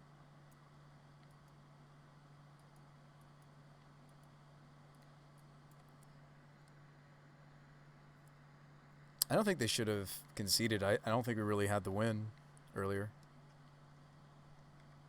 We'll attack, see what they do with this. Can't really justify playing Arbor, can I?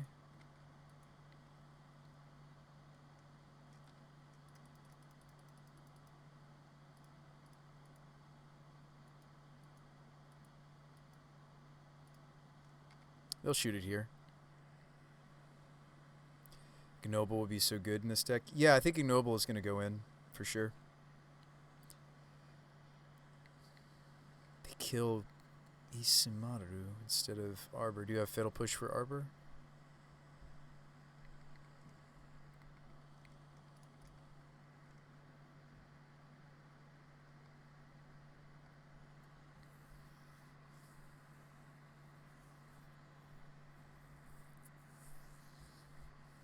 We'll see if our deck is going to be kind to us. I still don't think I should have played the Arbor. Oh, wow, they spend their third turn just getting Luris. Okay.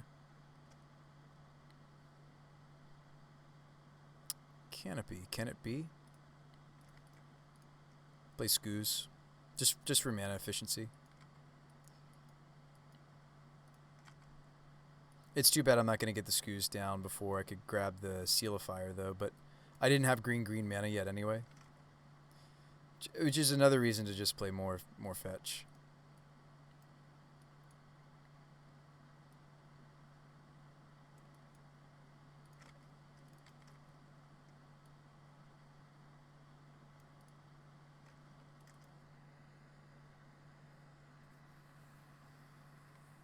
But yeah, I don't like already. I'm thinking the Amber angle really isn't the right way to go, but it's certainly fun.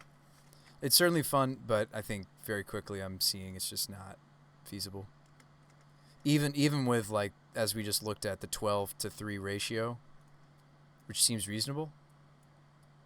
Like, would we like to draw an Amber right here? Not really.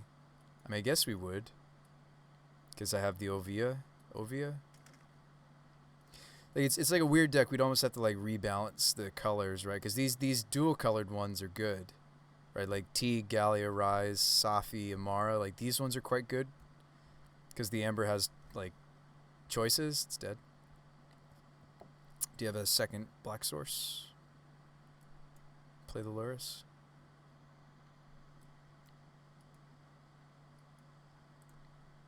I do wonder if I should have left in Magus. I don't know if I like you trying to Magus these Jund color decks, because they often will have, like, a bolt to break out of the Magus of the Moon.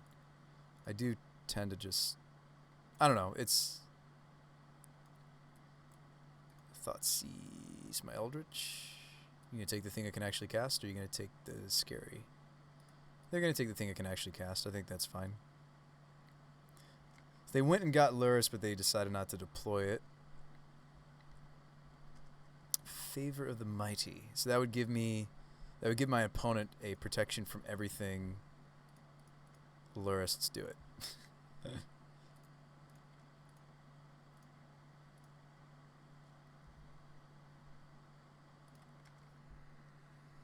I mean, we go bigger mana-wise, but I don't think we're going to. I think I'm just giving them a protection from all colors Luris basically there, but like I can't cast the Eldritch. Yeah, I can't cast the Eldritch, so I think I want to be spending my turn casting things. Have I tried Utopia Sprawl? Yes. We've tried Utopia Sprawl Arbor. I do think that that's a fine way. Like, Utopia Sprawl is kind of quietly one of the best ways to ramp in Modern. Not quietly. People know that it is one of the best ways to ramp in Modern. And the Arbor Elf is good. Like, when I've looked at other WINota lists, they usually don't play Utopia, but some of them were just playing Arbor Elf because you can get the Arbor can give you double red, much like we're looking forward to Ignoble Hierarch giving us double red. Noble Hierarch gives us the ability. Trust me, this isn't really how the deck has looked in the past. We're just kind of memeing at this point. This is Amber Pyre. I'm just memeing at this point tonight for sure if we're messing around with this card, I think. It's been a fun meme though. Opponents in the red on their clock. Bolt my Zergo. Like some of my best draws I can't even cast. Like Spyro, I can't even cast Spyro. That would be something I can cast. This is not a dwarf. Can't swing into it. It's got pearl colors. No.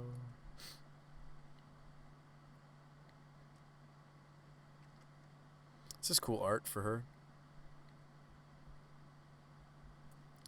Seal of Fire. Kill my creatures. Oh no. Kill this. Kill this. Kill this.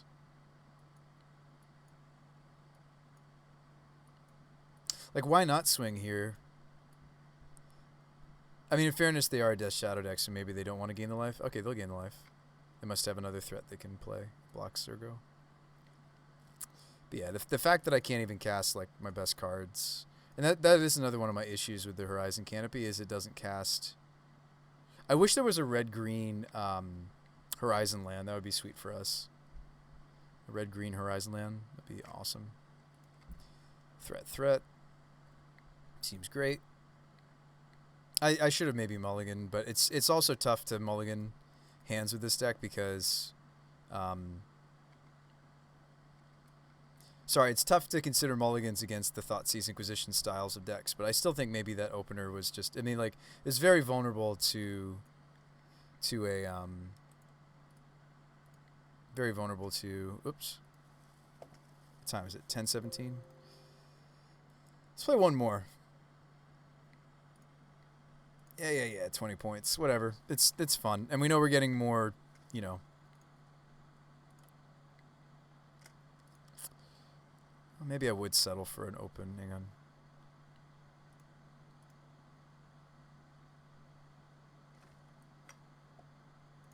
I'd even just like to goldfish us. You know, like I think that's where this idea is at. At least a Mox Amber build. See if there is somebody we could play in the...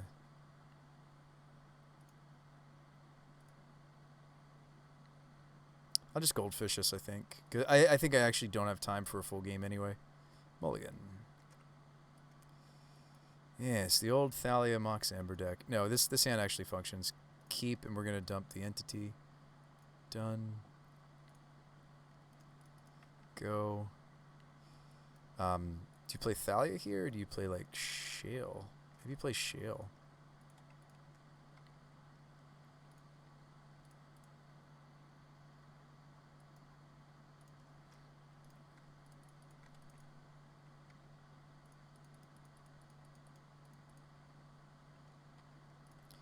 Attack, put counters on things. Need another green source. Let's just Spyro again. Dump. There's our green source. Swing, put counters on things. And like Shale just like looks sweet here. Like Shale really is sweet with Spyro. They do work well together. WINota. Why not? Hey-ya. Shale also works well with as we pull the creatures out of the deck. Heron's Grace or Kythian? Kythian won't flip. Probably just take the Heron's Grace. Alright, Safi would help me to keep the WINota on the table. Maybe you would take Safi. Entity. Probably take the Magus of the Moon. Vandal. Put counters on everybody. I mean, like this card is like looks sweet right here, doesn't it? We put a lot of counters on things. Mulligan. Keep. Put the entity back. Entity Makes more sense than Vandal or Ooze, though, to just have done. And we're done. All right. Dryad. Oh, what are we doing here this turn? Depends on the matchup. Like, there's some matchups where I could get away with this super greedy build play. I mean, so many matchups I would not be able to do this. But maybe this isn't one of them, right? Okay, so we can play out the WINota, but we don't get to use it yet. Maybe we want to spend a turn. I probably would still name Human.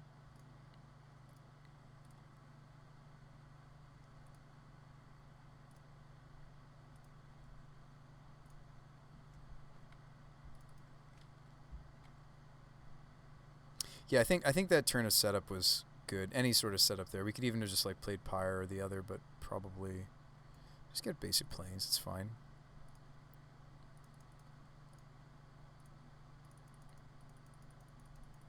These are all non-humans, so that's going to be 3 triggers coming.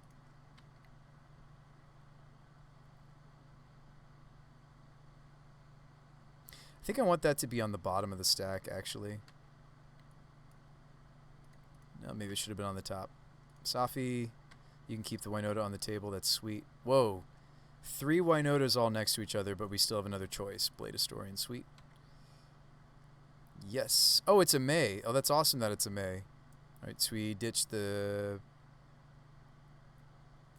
Pyre and we drew land Lena. Cool. Sweet.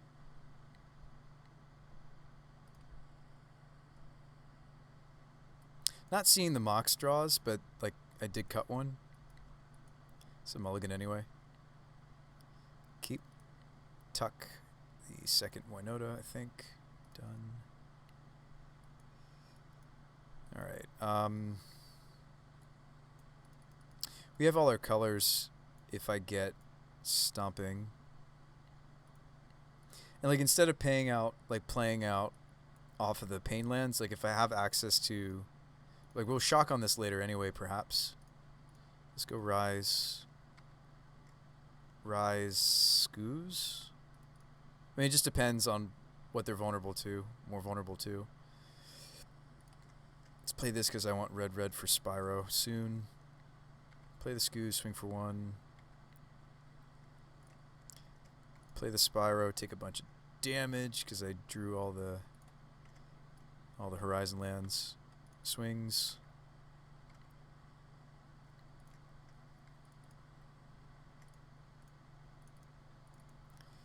Play out the WINota, swing, get a bunch of triggers. Alright, what are our choices here? Probably would take Lena. Kenrith is a good thing to get there too. Blade Historian probably, but you could take Magus of the Moon. Spyro, that's fine. Make some tokens. We do whiff here, but that's okay. Let's just say no. But this is quite a bit more humans than I'm used to having in this list. Another one-lander. Put the Amber back. Because like the Magus of the Moon could be good. I just don't know. So it's between Magus and Amber. Let's just put the Amber back since we don't have the legendary for it. Drew a Dryad. Okay. I'm not gonna fetch yet because we have this in our hand. Probably play out another fetch. Drew the Stomping Ground. Okay, so we can pretty safely just. I probably want green. Single white is where it's at for us already. So probably forest, cavern, naming human.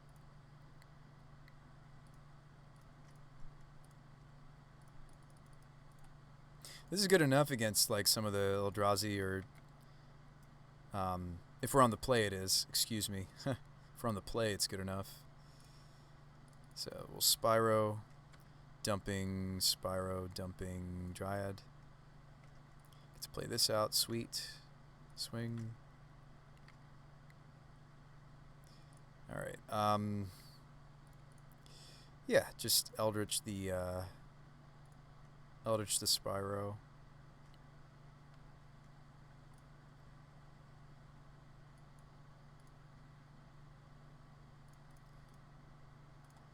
I don't think I want to play the Amara here, right? We're missing too many triggers if I do.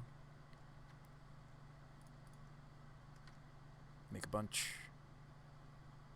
Probably Blade Historian. There's merit to taking the mirror entity. 2. Land Kenrith, right?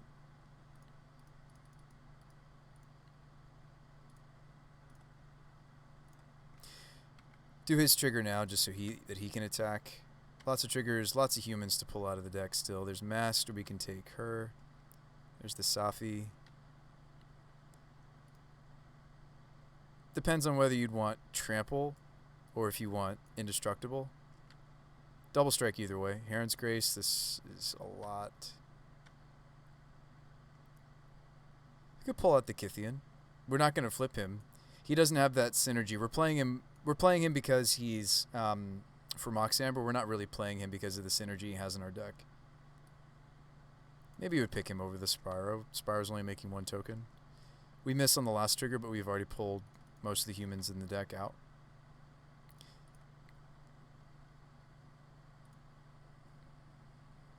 Three minutes left, folks. Do this song and dance one more time. See, this is a hand that would really love a Mox, right? Didn't get it, though. Probably can't keep this hand because it's like the Arbor. Arbor's probably going to come up. Yeah, it did come up. Probably kill it if they can. Drew another land, though. So maybe if they didn't kill it, what do we play here? Shale?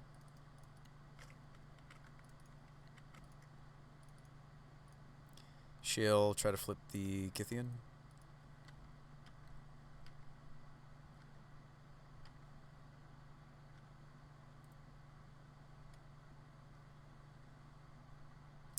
So I can untap the Dryad Arbor, but that doesn't actually cast anything. But if we want to block something, it's relevant. Could just plus on something.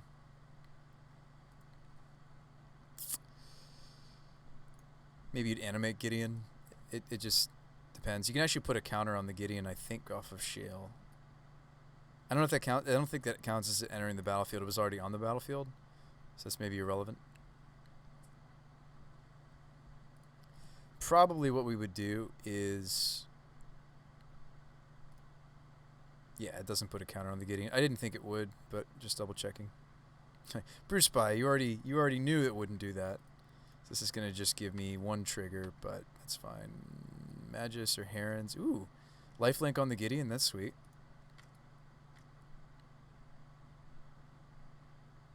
Human Soldier. Did it not get the +1/+1? Yeah, it's a 5/5 right now. Yes, it did. And it should go back down to a 4/4. Okay, if I shocked, we could Pyre the champion for Kenrith, but I wouldn't get to... oh, Kenrith's in my hand. Never mind. Yeah, maybe you'd play these out. It doesn't matter too much. Swing. I meant to activate my Gideon. Forgot to.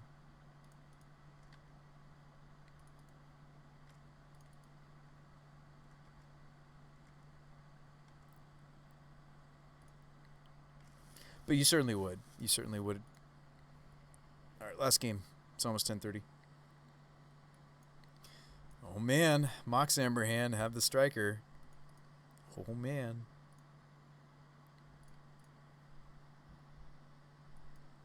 So, Stomping Ground.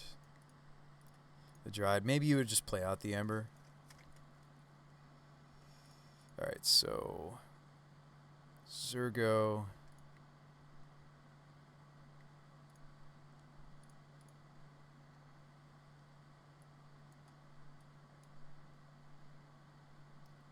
One, two, we want 3 here.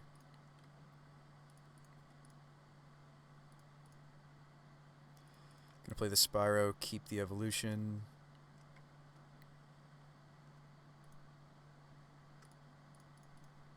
I maybe didn't need to play the Canopy. Crack you, go get WINota. 4 triggers coming. Is this turn 3? Safi. Turn 3's not bad. Oiva or Thalia, it just depends. Maybe the Thalia is more relevant this match. Perhaps Spyro, make 2 tokens. Spyro, make 1 token. Drew second Amber. Can we do anything with it? Down to 3. I could crack the canopy during their end step. Ooh, no, I can't. Thalia. Nope. Can't do that. Can't let you do that, Star Fox, right? Draw. Is it relevant? We'd swing. Do like Safi's ability to keep the WINota on the table. We were looking into Safi with like a Revelark thing. Somebody was telling me that used to be a thing that you could do. Do really like that the, we'll go with Indestructible. Do really like that the WINotas seem to be, in response, we can get the Giant Arbor for 1 extra soldier maybe. So, soldier token. We do whiff here. But like, we're hitting a lot more choices and consistent stuff. Oiva might have been better there. There's the Heron's Grace. Lots of humans. Gain lots of life. Do I want to pull this out of the deck? I already have another one in my hand. Maybe you just say no to that.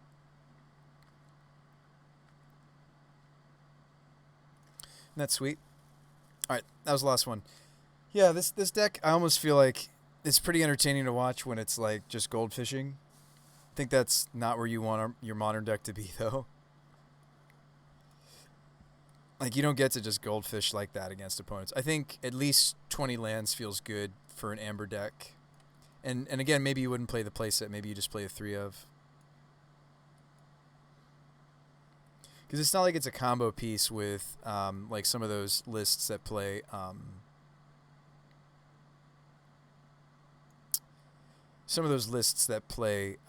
Emery, and they also play Mox Amber, like the Kethis lists, or like the there's that one flashback combo list, like Give Everything Escape. I can't think of the enchantment, but anywho, that was fun. I'm gonna host over to a different Twitch stream, and we're gonna call it a night.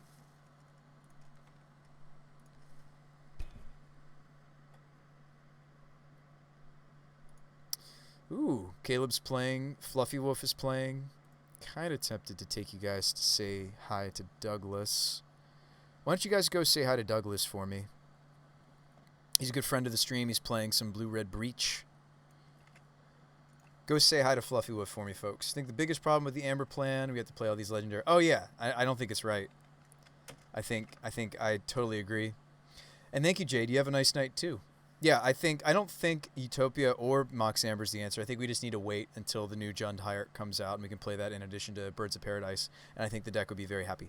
All right, folks, I will see you on the next Brew Spy, the Magic Guy. Keep those brews coming. Keep coming up with some ideas for Modern Horizons 2, and we'll swap ideas coming up when the set drops. Yeah, I'll see you, Zion. Thank you for the suggestions. All right, go say hi to Fluffy Wolf for me, folks. I'll see you over there. Oh, let's raid, not host. Let's raid. Let's raid. Let's raid. Let's raid. Raid.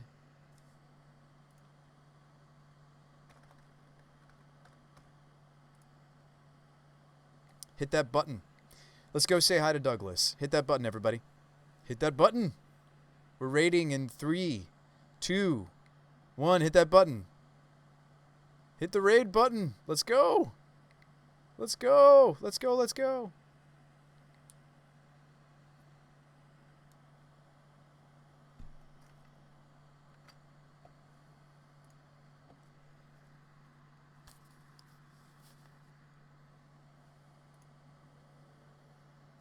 What's up, Brute Spy? I'm bringing in the party of 9.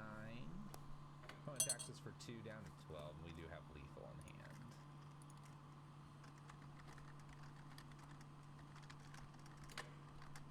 Let's make some red mana. Bolt number 1. Bolt number 2. Maybe they have Helix. Stop that Helix in its tracks. Bolt number 2. Good games. Good games. Got the W. 50 play points here. A run of Blue-Red Breach tonight. Critiques. One, I don't think I really Ashiok. And then immediately when I take it out, I'll run into something that deals with our graveyards. So Ashiok probably needs to remain in here, and I like that obviously better than